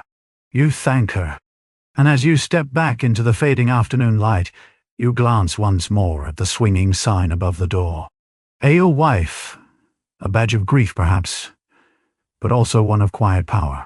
It's late afternoon when the manor bell rings and the villagers begin streaming toward the great hall. You follow, curious, ducking beneath stone arches and past fluttering banners, until you find yourself swept into a long timbered room, filled with the scent of roasted meat and polished wood. You're just in time for the feast, a rare public meal where peasants are invited to dine alongside the manor lord and his retinue. Well, not alongside exactly, more like nearby. A steward gestures you toward a long, low trestle table near the far end of the hall. You sit beside a thatcher and a flax spinner, both already picking nervously at cold pottage. A roast goose glistens under candlelight at the center table, flanked by trenchers piled high with bread and beef. Jugs of ale are passed. Laughter rises, but no one at your table touches a bite. Not until the nobleman takes the first mouthful. The moment is tense, awkward even. Spoons hover, hands fidget. Everyone watches the top table like children awaiting permission. Then at last, Lord Everwin, large, loud, and already red-cheeked from wine, lifts a spoonful of stewed leeks, tastes it, nods approvingly, and claps. Only then does the entire room begin to eat. You turn to the man beside you. Why wait? He glances sideways. Custom and survival. Turns out in many feudal households, eating before the nobleman wasn't just rude, it was a dangerous breach of etiquette. At best it was seen as disrespectful. At worst a signal of rebellion. Or worse yet, treason. Food moves upward, man whispers. Grain to the mill, flour to the manor, roast to the master. That's the order of things. Eat before the master eats, and it's like stealing from his mouth. You're struck by how literal this is. Power here is edible, tangible, a matter of sequence and ceremony. In some noble households, even the order of chewing was observed. Servants might hold food in their mouths until their lord swallowed. A delay of just seconds, but it reinforced the hierarchy. And it wasn't just about status. There was also the matter of poison. By tradition, the lord was served first so that everyone could see him eat and live. If he fell over foaming at the mouth, well, at least the pottage wouldn't go to waste. Some households took this so seriously they employed official tasters, men who sampled every dish before it reached their lord's lips. These tasters often trusted servants or expendable relations, precarious lives, and rarely dined with peace of mind. In smaller villages, though, the lord simply ate first and everyone else waited to see if he keeled over. It was macabre but practical. You glance back at Lord Everwin. He's alive and burping. The meal continues, and yet even as plates are passed and trencher bread is dipped into thick, oily stews, the hierarchy remains visible. Servants refill the nobles' cups before their own. The best cuts go to the top table. The meat at your table has more bone than flesh. The woman across from you tears a drumstick with her teeth and mutters, "He eats first, but we clean the bones." You smile at the honesty, because here the rule isn't just about manners. It's about reminding everyone exactly where they stand. As the feast winds down, the nobles recline in their high-backed chairs, dabbing their mouths with linen, while the rest of the hall picks meat from gristle and soaps up gravy with the last of the trenchers. You notice the steward watching the tables closely, noting who eats too quickly, who reaches too far, who forgets to bow when addressed. Nothing goes unnoticed. After dessert, which for you is a lump of spiced barley pudding wrapped in what might be old cabbage, the lords and ladies rise and leave the hall. The moment they do, the energy shifts. Voices grow louder. Ale flows a little freer. A boy tosses a chicken bone at a friend. Someone starts humming a tune, but no one touches the high table. It sits untouched now, half covered in crumbs and silverware like a sacred ruin. You mention this to the flax spinner beside you. He nods. "Table's not for us," he says. "Even when empty, it's not ours." In many medieval households, the lord's table wasn't just furniture. It was symbol. To sit at it uninvited, or to serve oneself from it, was an act of presumption bordering on rebellion. In some manners, it was considered such a breach of decorum that it could cost you your tenny. And yet, despite the rigid rules, there's an odd kind of warmth in the room now. Someone brings out a pipe. A girl begins braiding onions into a long chain while singing softly. The community is no less hungry for joy than it was for food. Still, the rules echo long after the last bite. You learn of one local tale. A boy who once dared to sneak a goose leg from the noble's platter before the blessing. He was caught and made to carry a sack of spoiled oats through the village while wearing a tunic inside out and backwards. For a week, the children called him Goose Lord. And while no one seems to remember his real name, Everyone remembers the rule: eat after your betters, because the act of eating was never just about hunger. It was layered with meaning about difference, loyalty, patience. A full belly was a gift, not a right. Even in rare moments of shared abundance like this, order was maintained one bite at a time. As the fire dims and the scraps are cleared, you notice one last ritual. The steward takes a single crust from the high table and places it gently into a basket. Later, you find out those leftovers will be given to the poorest widow in the village, only after being blessed by the priest and acknowledged by the Lord. Even charity has a chain of command. You step outside into the cool night and watch the villagers scatter home. Quieter now, satisfied, but subdued. The nobleman ate first. The order was preserved. No lines crossed, no boundaries blurred. And in this world, that's what matters most. Because eating before your master might feed your stomach, but it could starve your future. It's early morning when the blacksmith's apprentice arrives at your door holding something strange in a strip of cloth. A long curl of coarse, dark hair. From the trial, he says with a grin, as if that explains everything. Before you can ask more, he's gone. You unwrap it, baffled. The hair is freshly cut, still damp with sweat, and tied to the cloth is a scrap of parchment with a name, not your own. By the time you finish breakfast, the town crier is already walking the square. Bell in one hand, scroll in the other. Let it be known, he declares, that one Agnes Miller shall answer for her crimes at the midday tribunal. Her braid, offered as evidence, shall be entered into the record. You pause. Her braid. The answer, you'll soon learn, lies in one of the stranger legal practices in medieval Europe. Hair used as evidence. In a world without photography, fingerprints, or surveillance, justice relied on what could be seen, touched, or held, and hair, long, distinct, and often intimately associated with personal identity, became both symbol and proof. You follow the crowd to the courthouse, which smells like oiled wood and dried sweat. The judge arrives wearing robes so heavy they seem better suited to winter. Agnes stands at the front, flanked by 2 town elders. She doesn't look afraid, just irritated. A clerk reads the charge that Agnes did knowingly, and with intent hex her neighbors, but a churn, rendering it soured for 3 consecutive days. You blink. This is about butter. The prosecution presents the braid, the one you received. Cut from her at sunrise, he announces with a silver blade blessed in smoke as per tradition. A murmur of approval passes through the crowd. Turns out hair was believed to carry magic, especially women's hair. It could be used in love spells, protection charms, or in this case, as damning proof of witchcraft. But it wasn't always about sorcery. In many towns, hair was offered in disputes as a physical token, a stand-in for something larger, a promise, a claim, a sacrifice. If a person cut their own braid and submitted it to the court, it meant, I submit to judgment. In cases involving accusations of theft, slander, or assault, the hair of the accused might be handed over to officials while the investigation proceeded. It was tangible, portable, and deeply symbolic. Agnes, meanwhile, scoffs at the accusation. If I had such power, she says, my own goat wouldn't be barren. The court chuckles.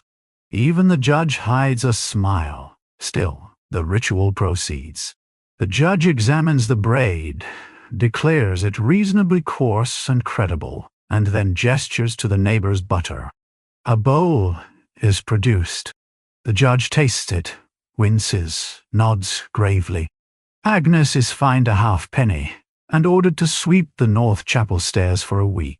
The braid is tied to the courthouse wall beside a dozen others, hair of those who've stood judgment in years past.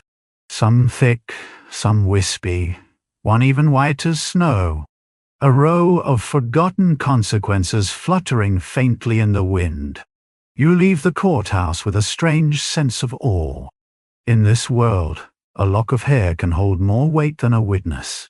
And in a land where truth is slippery and memory shorter than harvest, sometimes the only way to be seen is to be shorn. That evening you return to the square, where the breeze is picked up, and the row of hanging braids now flutters like a strange, somber banner. A tapestry of past infractions swaying over the heads of gossiping villagers and clucking hens. You spot Agnes again, broom in hand, sweeping the chapel steps with theatrical sighs. Someone offers her a turnip. She throws it at them. You sit nearby, still thinking about how a braid could become legal tender. It's not just strange, it's intimate. A piece of someone severed and submitted for judgment. The village clerk wanders past and notices your gaze. Hair holds memory, he says, as if continuing a conversation you hadn't started. Or so they say. The eerie. He explains that in many medieval beliefs, hair wasn't just part of the body, it was part of the soul. That's why monks shave theirs in symbolic humility. That's why widows cut their hair short in mourning. And that's why traitors and criminals often had their heads shaved in public to mark their shame and strip them of dignity. You cut someone's hair, the clerk says. You cut their story. You ask if people ever refused. Oh, of course, he says. But refusal often was seen as guilt. What have you got to hide under that braid? You remember something the flax spinner told you earlier in the week? That when she was accused of stealing wool, she offered a braid of her daughter's hair instead. The court accepted it. You were shocked. Better to sacrifice pride than prove innocence with your fists, she'd said. Back at the chapel, Agnes finishes her sweeping, and a small girl brings her a cup of barley tea. Agnes ruffles her hair lightly, almost reverently, and for a moment you see it.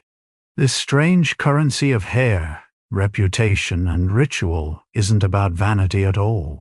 It's about visibility, about being known. In a time where written records were rare and truth lived by rumor, a lock of hair was a physical history, one you couldn't fake, one that could hang on a wall long after memory faded.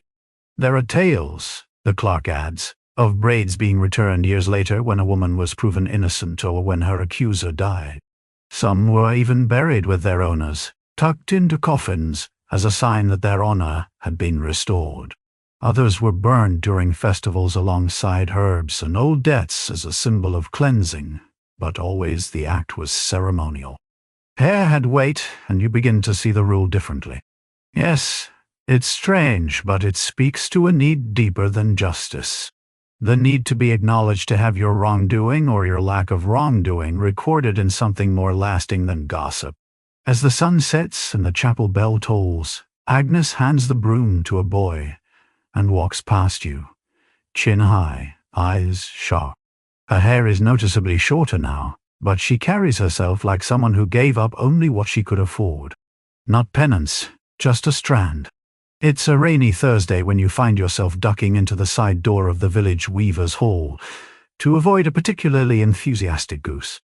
Inside it's warm, cluttered, and alive with a clatter of looms and the soft drone of women humming at their work.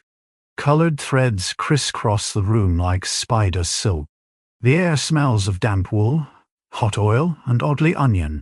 You sit quietly on a bench, watching as the older women spin, the younger ones dye, and the middle-aged ones scold everyone equally. It's a comforting rhythm until someone laughs. Not a giggle, not a smirk, a full-bodied, wheezing, eye-watering cackle from a girl no older than 16. The room stops. Utter silence. The loom closest to her screeches to a halt. An older woman with a pinched mouth and flawless posture turns slowly in her chair and says, "Do you mind? It's Ember Week." The girl mutters an apology and returns to her work, face flushed. You lean over to your neighbor and whisper, "What just happened?" She doesn't look up. "It's Ember Week," she says. No laughing aloud. You wait for her to clarify. She doesn't. So begins your initiation into one of the more sobering customs of medieval village life. Laughter bans during periods of religious austerity. While Lent was the most widely recognized season of restraint, many towns had their own local observances. Fasting weeks, mourning days, saintly anniversaries during which merriment of any kind was strictly forbidden. And not just in church, in life. In this village the rule is simple. During Ember Days, no music, no dancing, and above all, no laughter. You ask why. The woman beside you shrugs because the angels are listening, and joy offends them when the Lord is grieving. It's hard to argue with that level of theological certainty. Historically, Ember Days were quarterly periods of prayer and fasting in the Christian calendar, meant to sanctify the seasons and offer thanks for nature's bounty. But over time, their observance blurred with local superstition. In some places they were seen as days when the veil between worlds grew thin. When too much mirth could attract attention from the wrong spirits, or worse, from judgmental neighbors. You learn that laughter during solemn days wasn't just rude. It was considered a social threat, a sign of disrespect, moral laxity, or even possession. In one story, an apprentice blacksmith in a nearby town let out a snort during a funeral procession. The priest declared him touched by levity, and he was forced to wear a gag made of broom bristles for 3 days. He never smiled again, not because he was punished, because no one would talk to him after. In small, tightly knit communities, conformity was survival. If everyone was mourning, you mourned. If everyone was silent, you silenced yourself. Joy had a time and place, and this was not it. And so on Ember Days, people learned to hold their tongues and their laughter. As you leave the weaver's hall, you see the girl from earlier walking home with her head down. A boy beside her murmurs something, and she covers her mouth quickly, eyes darting around, not because she's afraid of being cursed, but because laughter just now could cost her a job or a reputation, or something harder to fix, like belonging. That night at the tavern, the difference is stark. No singing, no lute, no clinking mugs raised in toasts or belly laughs over spilled stew. Just the occasional whispered conversation, the quiet scrape of spoons on wooden bowls, and the low, almost reverent crackle of the hearthfire. Even the drunkard in the corner, the one who usually tries to recite poetry after 2 cups, sits still, nursing his drink with unusual dignity. You ask Ellen, the widow brewer, if it's always this quiet during Ember Days. She nods, polishing mugs in silence, then adds, in a whisper, "One year someone tried to play the F. We didn't see him for a week. Said he had to go on a repentance walk to the old chapel 3 towns over with no shoes. You can't tell if she's serious, but the unease is real. It hangs in the air like smoke. It's not that the people don't know how to laugh. It's that they've trained themselves to withhold joy, to delay it, to bottle it up and store it like winter ale reserved for the right season. And in this season, laughter is taboo. You learn that some villagers kept joy logs during periods of austerity. Parchment records where notable jokes, stories, and humorous events were written down in silence, to be read aloud later when merriment was permitted again. It sounds absurd, but in a world of famine, plague, and divine wrath, joy wasn't taken lightly. Joy was sacred, and sacred things required rules. One of the tavern's regulars, an old man with eyebrows like frostbitten hay, leans toward you and says, "The soul has 4 chambers, 1 for sorrow, 1 for hunger, 1 for prayer, and 1 for laughter. But never open all 4 at once, or you'll burst." You smile before you remember the rule. Then you swallow the smile. It's a strange thing, this communal suppression. You feel it in your body. A tension, a clenching, a sense that even thinking something funny is a kind of rebellion. You want to ask, who does it hurt if someone laughs during Ember Week? But then you realize that's the wrong question. The real question is, who feels safe if no one does? In a world where grief had to be acknowledged communally, where bad harvests were blamed on sin, and disasters were interpreted as moral failings, controlling emotion became a form of risk management. If the town is fasting, you fast. If the town is weeping, you weep. And if you don't, well, who's to say that storm tomorrow wasn't your fault? By the end of the night, the silence feels normal, natural, even. You catch yourself holding back a chuckle when the dog under the table steals someone's bread. No one reacts, not even a smirk. You step out into the night air, stars wheeling above, and realize something profound. Laughter is a kind of currency here. Valuable, rare, and like all valuable things, it has its own season. But when that season comes, you suspect this little village will burst with it. Like a log fire long overdue. The rooster crows, but no one stirs. Not because the town is lazy.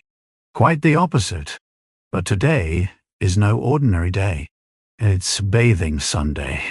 And if you think that means the village is about to get squeaky clean, you'd be only half right.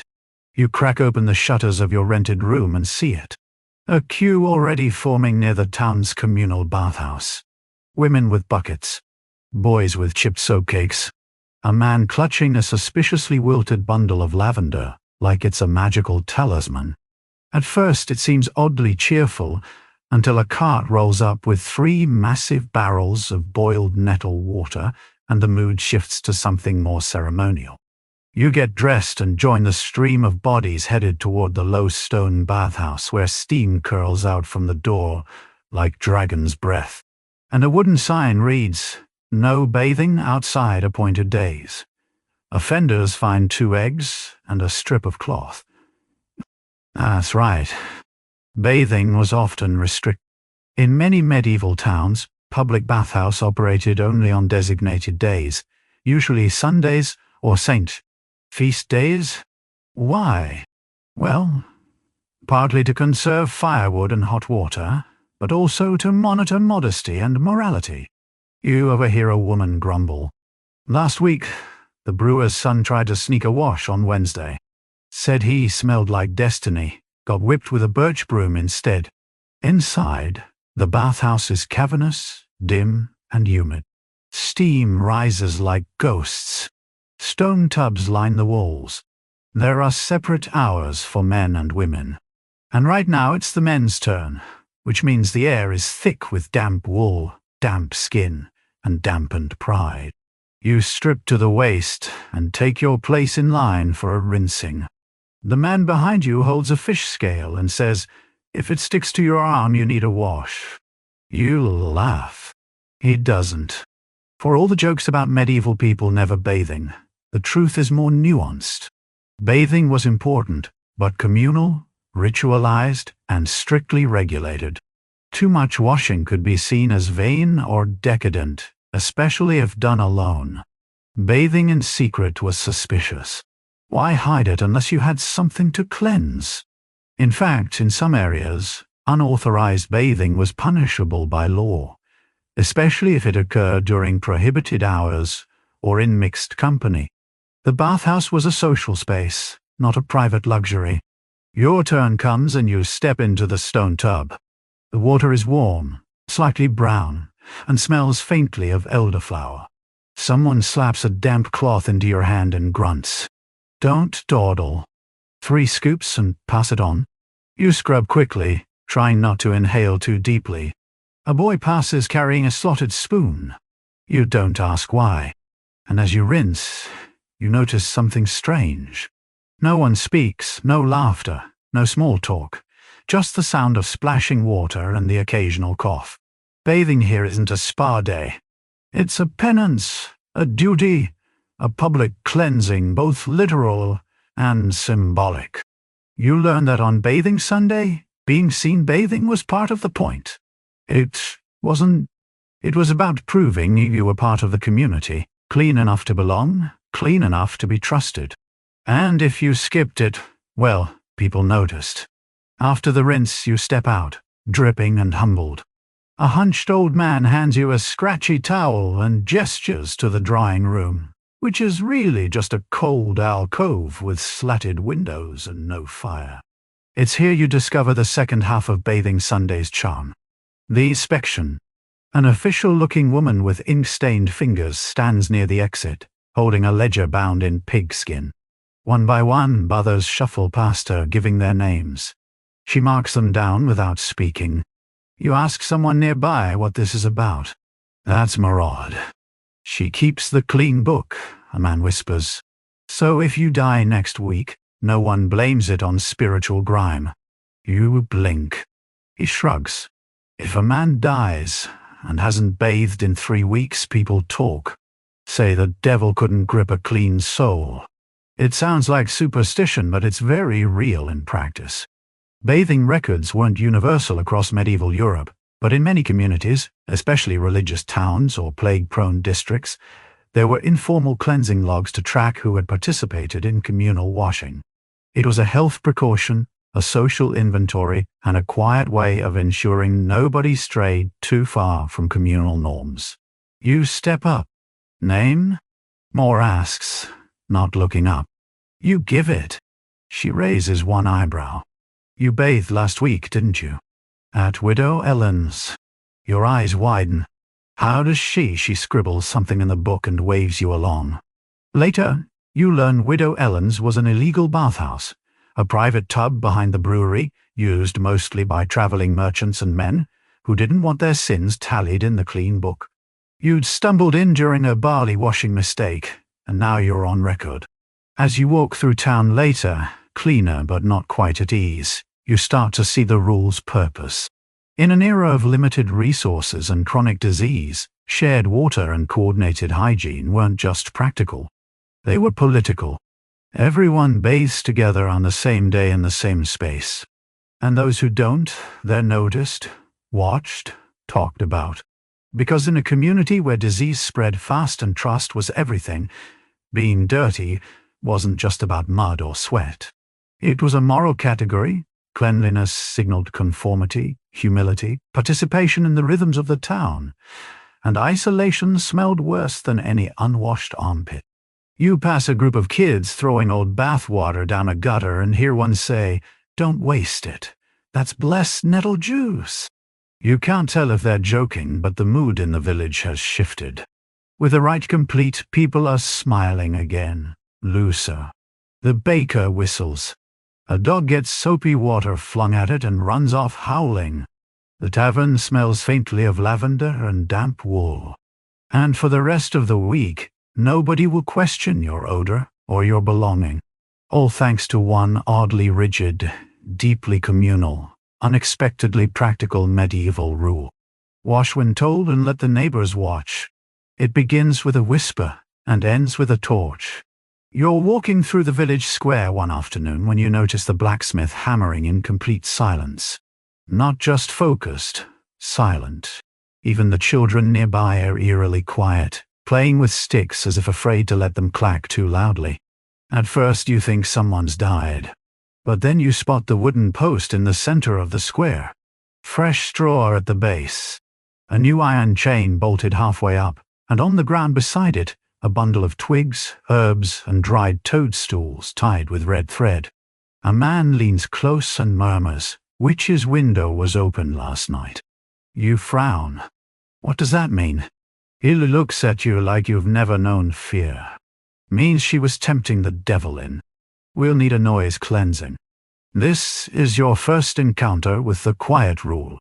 In certain parts of medieval Europe, particularly in rural areas with strong folk traditions, it was believed that loud sounds could invite or activate evil. Thunder, cackling, shouting, any of these during suspicious times, e.g. seasonal transitions, eclipses, solstices, could unbalance the veil between worlds. But there was an opposite superstition, too. Silence was protection. If someone in the village was suspected of witchcraft, unnatural luck, or causing illness, the community would sometimes impose a quieting, a day or more of enforced silence in that person's presence, especially during rituals of investigation or punishment. It wasn't just eerie, it was legal. In some towns, local customs, unwritten but rigidly enforced, dictated that no one could speak, laugh, or cry while passing a known witch's home during the appointed cleansing hours. It was believed that noise gave energy to the spirits and demons around her, and silence starved them. So, Here you are in a village that believes a woman opened her shutters at the wrong hour, and now every man, woman, and child is part of a protective hush. No greetings, no vendors hawking wares, just gestures and glances. And you? You're the outsider who doesn't know the rules. You nearly step into the baker's stall to ask for bread when a young boy throws a pebble at your boot and shakes his head violently, pressing one finger to his lips. You nod, stepping back, pulse racing. It feels ridiculous. And yet, there's something powerful about it. The unity, the tension, the fear. You learn that in cases like this, the silence continues until sunset, at which point a noise cleansing is performed. A bizarre ritual involving drums, clanging pots, shouting, singing, and if needed, the burning of a symbolic effigy, or less symbolically, the accused herself. You shiver, but part of you gets it. In a world without science, rules like these gave shape to chaos. They let people believe they could control disease, disaster, even the devil himself, so long as they kept quiet when told. And heaven help you if you forgot. As the sun begins to sink behind the trees, the mood in the village shifts again, slowly at first, like a breeze turning into wind. A bell tolls once from the chapel tower. That's the signal. The silence ends, and just like that, the entire square erupts in chaos. Not panic, but planned pandemonium. Children shriek on purpose. Old women bang wooden spoons against copper pots. The blacksmith pounds his anvil in wild, irregular rhythms. Someone is blowing into a ram's horn. You're handed a ladle and told to clatter it like a curse is crawling up your boot. This is the noise cleansing. In theory, it's meant to drive out evil, to disrupt any lingering spirits or demonic influences stirred by the accused witch's actions. The louder and more chaotic, the better. In practice, it feels like a village-sized tantrum or a party no one is quite enjoying. You spot the accused woman, a gay-haired widow named Edith, standing near the well. She's pale, jaw clenched, hands gripping her apron like it might hold her together. No one is hitting her. No one speaks to her. But they bang, sing, howl, and chant around her, creating a sound wall of judgment she can't break through. It's cruel, and yet somehow, no one thinks they're doing anything wrong. You learn that this was once common custom. In parts of the British Isles, Germany and Scandinavia, rough music rituals, also known as charivari or skimmingtons, were used to punish perceived social deviants, witches, adulterers, greedy millers, people who laughed at funerals. And though it wasn't law in the formal sense, violating these unwritten rules could get you banished or worse. Edith doesn't speak. That would break the script. She just waits. When the ritual ends, after exactly 13 minutes, the village quiets. Someone throws a handful of dried sage at her feet. She walks home alone under a sky full of stars that no one points at. No one says a word, 'cause the real silence isn't what happens during the ritual. It's what happens after. You help clean up the square. Ashes, broken pots, scraps of cloth used for noise flags. One of the elders pats your shoulder. You were good. Didn't break the silence. You're learning, but you're not sure you want to because now you understand the rule of silence isn't just about protection. It's about power, about who gets to speak and when, about who controls the story, who names the devil and who becomes him. And perhaps in this strange little village, the most dangerous thing you can do is speak when you're not supposed to. Or worse, remain quiet when the world needs noise. The first thing you notice is the rope. It hangs from a wooden beam above the town's central granary, not for punishment, but for measuring bread. A baker stands beside it, carefully lowering a fresh loaf in a hemp sling. If it passes below a painted notch on the pole, he grunts and tosses it into the acceptable basket. If not, it goes into the fire. You blink. You're burning bread? He shrugs. Rather that than the stocks. Welcome to the strange world of the size of bread and nail. A bizarrely specific set of medieval regulations that governed how bread and nail were made, sold and priced. And yes, there were ropes involved. But why? Well, bread in the Middle Ages wasn't just food. It was survival. The poor lived on it. Towns relied on it to prevent riots. One bad batch, or one greedy baker, could literally spark a revolt. So, around the 13th century, England passed one of its oldest consumer protection laws, the size of bread and ale. This wasn't a mere suggestion. It was law setting exact weights and prices for bread depending on the market rate of wheat. Too light, too expensive, or made with filler like chalk or sawdust. That could land you in serious trouble. Some towns used loaf measuring ropes tied to official beams. Others used standardized wooden templates or test loaves. In one French village, loaves had to match the width of a priest's palm. In another, the bread inspector used a scale weighted with a dried turnip. Nobody remembers why the turnip is long gone. Today, in this village, the rope is king.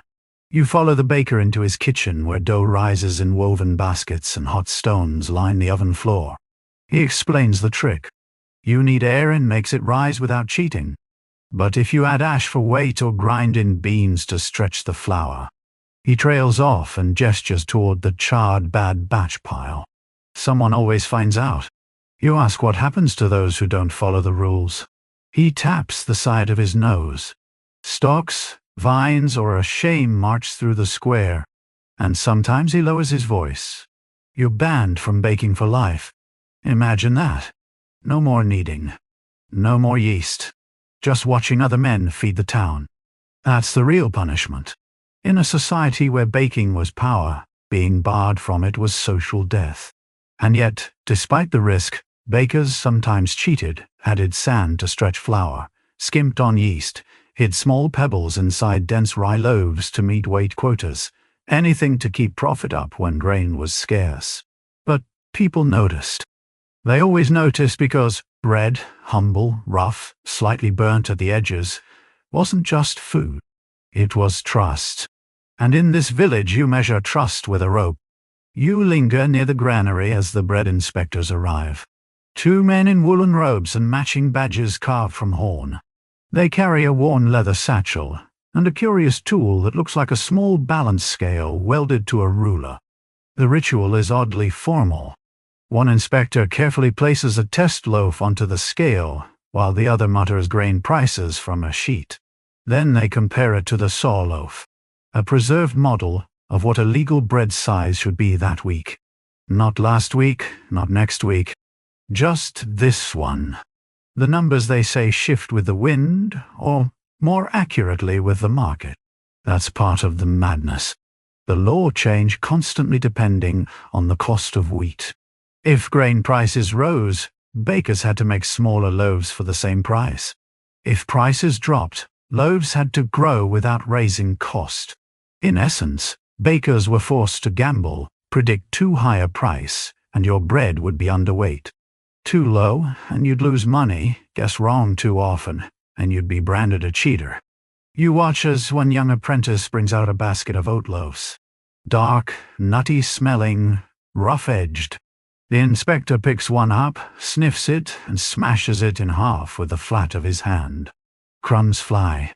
He digs inside with 2 fingers and pulls out something white and flaky. Lime chalk, he mutters. The baker stammers, says it's just coarse salt, but it's too late. The inspector marks a red line across the bakery's door and calls over 2 boys with drums. Within minutes, a crowd has gathered to watch as the baker has marched through the square, holding one of his bad loaves on a wooden paddle. The drum beats are slow, mocking. A woman throws an onion at his back. You glance at the baker you spoke to earlier. He crosses himself and whispers, "That's mercy. Could have been a day in the stocks, with rats chewing your shoelaces." The punishment is public for a reason. It's a performance meant to restore trust in the system. Bread was too vital to mess with. In times of famine, riots often began in the bakery, so the laws were strict, the rituals elaborate, and the symbolism potent. But here's the twist. There's a reason the baker carries a bad loaf on the shame paddle, to prove to the town that he still knows the difference. That he's not just evil, he's fallen and ready to rise again. You think back to yesterday when you saw the rope and laughed. It had seemed silly. Now it feels sacred. The rope, the scale, the paddle, they were tools of justice in flour and yeast, made to protect the poorest villagers from starvation, and to remind every baker that they weren't just feeding mouths. They were feeding trust. And trust in medieval times was baked fresh each morning, then measured, inspected, and sometimes burned. It starts with a sneeze. Just one innocent, itchy-nosed sneeze as you step into the town chapel. But the reaction is immediate. Heads turn. A woman gasps. An old man mutters something about unlucky winds. And then someone rings a tiny bell. You're quickly ushered to the side and handed a herb stuff pouch to hold over your face. Not a punishment exactly, but definitely a signal. Welcome to the medieval rule of no unblessed breaths indoors. You had no idea something so invisible could cause such panic. But in the Middle Ages, breath was more than just air. It was considered a carrier of both blessings and blight. And your involuntary nasal explosion that could have been enough to pollute sacred space or even cause illness, depending on who you ask. This belief wasn't plucked from thin air. Medieval people had a surprisingly complex understanding of contagion. Though filtered through a religious and humoral lens, they believed bad air known as miasma carried disease and sin. A breath expelled during illness, grief, or even intense prayer could taint the space around you, especially in places where divine presence was believed to dwell. So rules were created, sometimes local, sometimes ecclesiastical, often just folklore passed down. You find out from a red-faced deacon that this village follows the silent breath ordinance established after a devastating pox outbreak 2 decades ago. According to it, you must hold your breath when walking past an altar. You may not exhale near icons or relics unless you've confessed that morning. If you cough or sneeze during Mass, you must undergo a ritual cleansing. And if you're ill, you must wear a blessing veil. A light cloth infused with rosemary, sage, and vinegar over your mouth and nose. The pouch they gave you is a makeshift veil stuffed with dried lavender and thistle. You try not to laugh, but part of you starts to understand. In a time when plague and pestilence could level entire towns, people were desperate to explain how illness moved. Germs weren't in their vocabulary, but bad breath, bad air, that made sense. It was felt, smelled, feared. And inside the chapel, with its musty air and flickering candles, the idea of a single cough, starting a slow, invisible spiral toward death, wasn't so far-fetched. The priest tells a story as he anoints the altar. A woman who sobbed during her husband's funeral, unleashing a breath so soaked in grief that it clung to the rafters and soured the consecrated air. The next day, 2 altar boys fell ill. Coincidence? Not to them. So now breath is policed. You learn the hard way that even singing is regulated. During high holy days, only those who fasted and been cleansed are allowed to join in the hymns. The rest must hum quietly into their sleeves, or not at all. It's suffocating, yet somehow sacred. A community binding itself together through shared restraint, through air denied. You step back outside and finally take a deep, full breath. And only then do you realize how much weight you are holding. The next morning you're still thinking about the air, about how something so invisible could carry so much meaning. And as you wander through the village, you start to notice more of these quiet rules, traces of the breath taboo that have woven themselves into everyday life. The first place it strikes you is the bakery.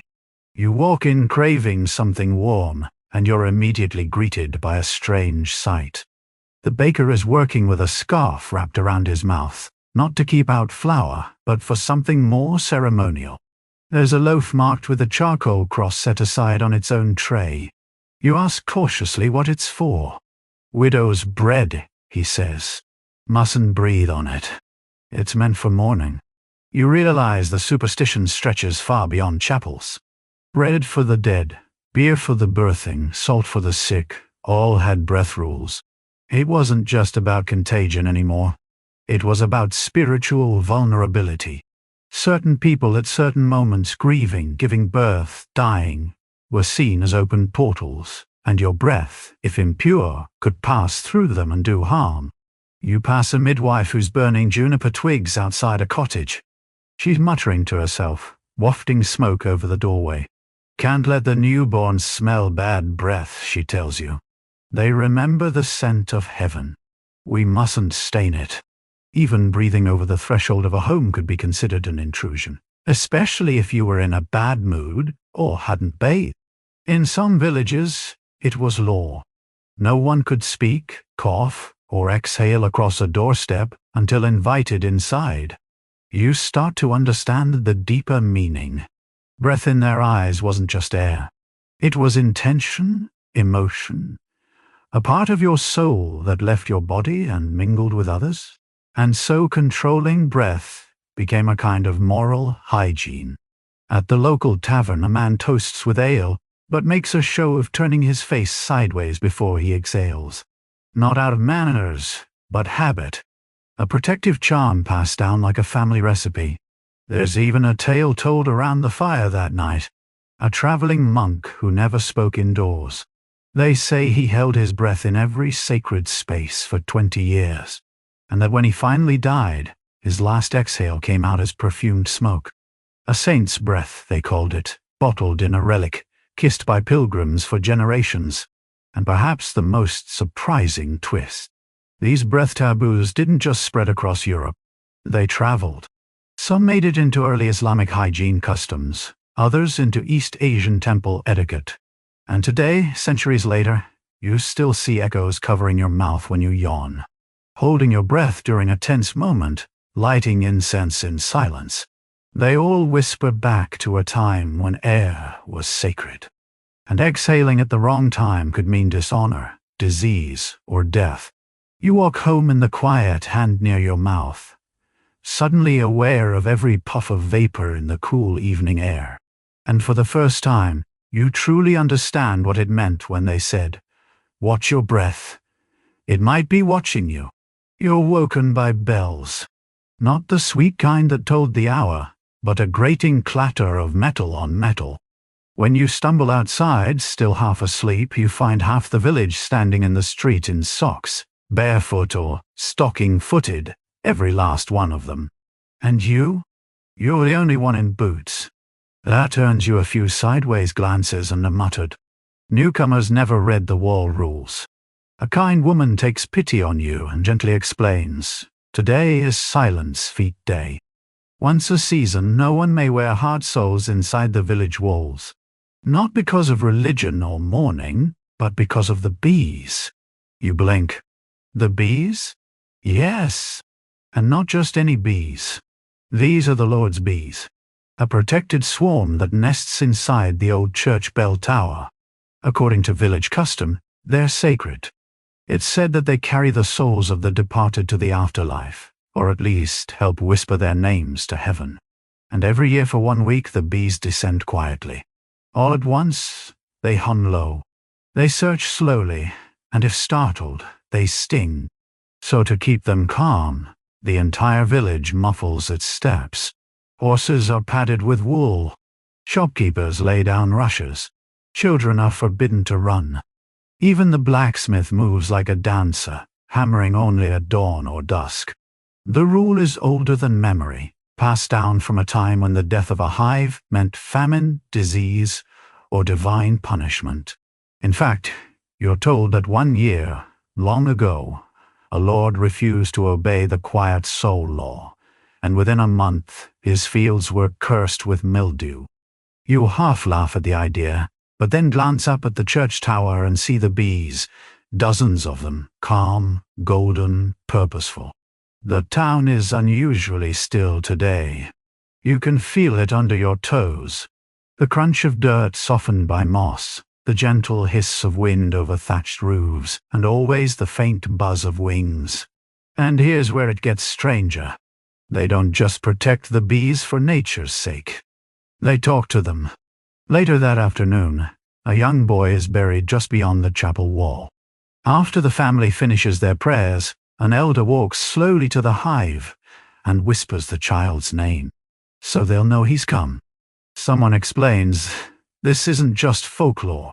It's a real tradition documented in many parts of medieval Europe, especially in the British Isles, where it was called telling the bees.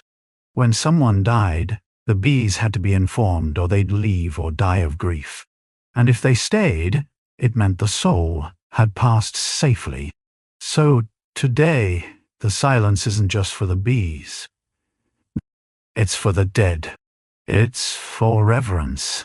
It's for the fragile contract between man and nature, whispered through pollen and prayer.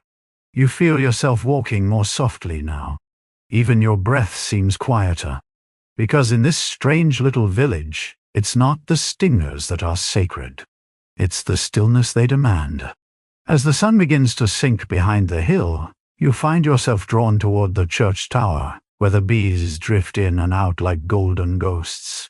Their humming isn't just a sound anymore. It's a rhythm like the heartbeat of the village. You sit near a group of women weaving garlands. They don't speak above a whisper. One of them offers you a small braid of clover and mint to hang by your door.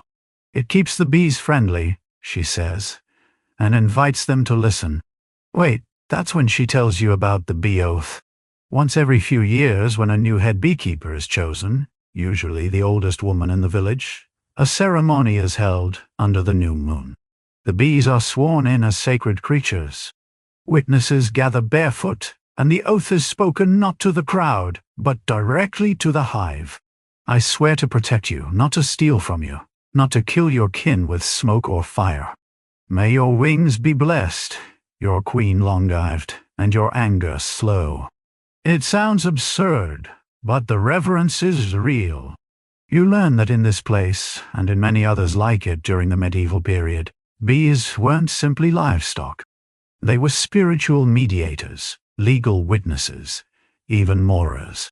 Some households were required by local custom to drape the hive in black cloth during funerals. Others would feed honey to the dying so they could taste sweetness one last time. And if a hive was ever mistreated, the consequences were dire.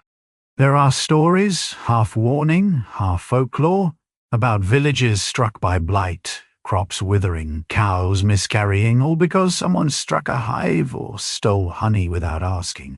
You might scoff, but think about it. In a world where honey was the only sweetener, bees were survival. They pollinated the herbs used in healing salves. They kept your bread from going stale. Their wax lit your chapel, and their buzzing was to many the sound of God at work. It makes sense then that entire laws developed around their care. In medieval Irish law, a swarm of bees could sue you. Well, not directly. But if they left your property because you wronged them and settled on someone else's land, you might lose ownership unless you apologized through the bees. Stranger still, bees were considered impartial creatures, the ultimate witnesses. There are records of disputes being settled by leaving a confession near a hive and seeing which party the bees landed on. If they landed on you, the village might say the bees knew you spoke truth. And you start to realize this isn't just about bugs. This is about balance. Medieval life was fragile. Weather, war, illness. They could crush a town overnight. So people clung to anything that promised order, however small. The rules, even the bizarre ones, were scaffolding. Rituals gave shape to the unexplainable. And bees were perfect. They worked. They organized. They served the queen. They moved like a single mind. And if you broke the peace, they'd sting as one. You rise quietly from the churchyard, your feet still bare. And as you pass the hive, you whisper your own name just in case. Because tonight you believe. You believe the bees are listening. You wake before dawn on your final day in the village. And something's changed. The streets, always soft with footsteps and low voices, are now lined with buckets of water and fresh cut birch branches. Candles flicker in every window, not for light, but for ceremony. There's no festival music, no banners, just a strange anticipatory hush. A boy in a woolen cap runs past you barefoot, holding a bundle of herbs and a clay pot of ash. He pauses just long enough to whisper, "Don't touch the floor before sunrise." You blink. Why? He stares at you, puzzled. Because the floor remembers. You learn that today is the day of the threshold. And unlike saints' feasts or royal holidays, this one isn't on any church calendar. It's not sanctioned, written, or preached, but every villager follows it religiously. Why? Because of what happened 3 winters ago. No one says it directly. They just glance at the east gate, sealed with red wax and marked with a garland of thorns. You gather pieces of the story like breadcrumbs, an argument, a betrayal, something to do with a visitor who left before dawn and never came back. And ever since then, they say the village holds its breath on this day, because betrayal passed through the threshold, and thresholds in medieval belief are alive. You remember something from an old manuscript you once read. The Latin word limen, meaning threshold, shares its root with liminality, the space between states, birth and death, inside and outside, innocence and guilt. Thresholds were considered spiritually unstable, vulnerable points of crossing where evil could slip in unnoticed. So today, no one steps barefoot from room to room until the blessing ash has been scattered. You watch the older women draw sigils across doorframes. They tap each lintel 3 times, whispering a phrase that sounds like a blend of prayer and warning. In some homes, family members place shoes backwards just beyond the threshold to confuse malevolent spirits. In others, a broom is laid sideways, or a bowl of salt is tucked just beneath the door. One woman insists it's to catch the sorrow before it steps inside. And here's the truly strange part. This day differs by village. In one town, it's midsummer. In another Midland, each place has its own date, its own story, but the rules are always similar. Quiet steps, covered thresholds, water and fire working together to seal the home from whatever lingers just beyond. You ask a farmer what would happen if someone ignored the custom. Just walked out the front door barefoot without a prayer or pinch of salt. He winces. If they're lucky, nothing. If they're not, he shrugs. They won't see spring. And suddenly it all makes a crooked kind of sense. In a world without weather forecasts or burglar alarms or germ theory, the most dangerous place wasn't the graveyard. It was the gap beneath your own door. Because that's where the cold gets in. That's where the plague first knocks. That's where the soldiers march through when the walls fall. And so bizarre as it seems, the rule holds. Protect the threshold and the rest may follow. You go home that evening and place your own shoes at the door, heel first, just in case. Night has fallen, and the village is quieter than you've ever known it. Even the animals seem to understand. No braying, no howling, no wings against the shutters, just the soft flicker of candlelight behind thick panes of glass and the scent of sage smoke drifting down the alleyways. You decide to take one last walk before leaving. Each door you pass bears a different ward.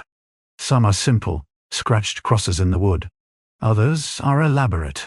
Small woven figures hung like ornaments, bundles of dried thyme wrapped in red string, bowls of oil reflecting the stars, and on each threshold, a line of chalk. You hesitate before stepping over one. The markings feel sacred, not because you believe in magic, but because they're so deeply believed. That collective faith has weight. It's soaked into the stone. You remember what someone told you earlier? When enough people believe a rule, the world bends a little to make it true. You sit at the well in the center of town, and look up at the tower where the bees have gone quiet for the night. The stillness is profound, not empty, but watchful. And as your eyes adjust to the dark, you finally notice the village's hidden detail. Every building is slightly turned. No door directly faces the main path. Every threshold is angled, purposely askew. Another strange rule, but this one has an elegant reason. If evil walks in straight lines, as many believed, then slanting your home was a way to protect it, to confuse dark intent, to make your doorway less of a target and more of a puzzle. You think about all the rules you've learned here. Don't breathe over the dying. Don't hammer during bee season. Don't step barefoot across a threshold.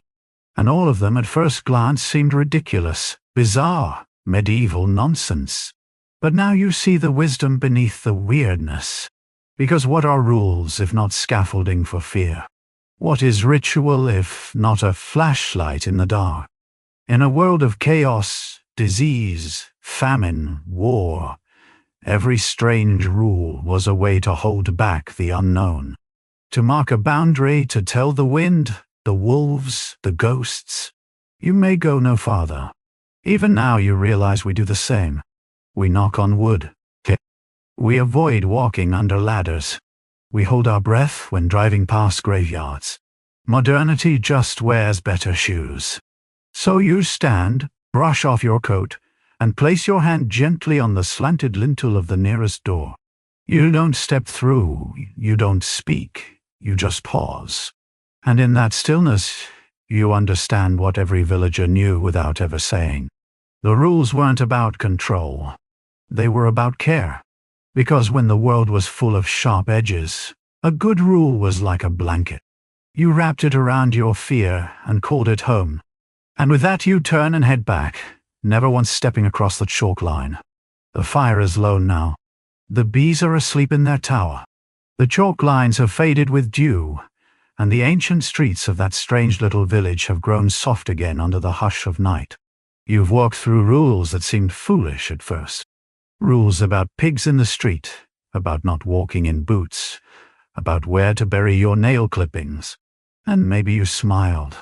Maybe you scoffed. But now, in the gentle quiet of the dark, you understand. Every odd custom was a thread in a vast patchwork blanket of survival. Not superstition for its own sake, but for comfort, for connection, for giving people a way to feel in control of a world that often wasn't. A rule about bees wasn't just about bees. It was about preserving life. A law about soft shoes wasn't just about noise. It was about teaching reverence. Even the thresholds, the laughter, the invisible boundaries, they were all ways of saying, "We are fragile, and we are trying." Tonight, as you settle into your own bed, far from feasts and gallows and barefoot festivals, perhaps you'll remember one of those little rules. Not because you have to, but because part of you now understands the tenderness behind them. So go ahead, dim the light, pull the blanket up, rest your feet gently on the floor before crawling under the covers, just in case someone long ago was right. Let the stillness hold you like a hive holds its honey. Let the bees dream quietly, and let their wings never stir too loud. Sleep well, time traveler. The rules will keep you,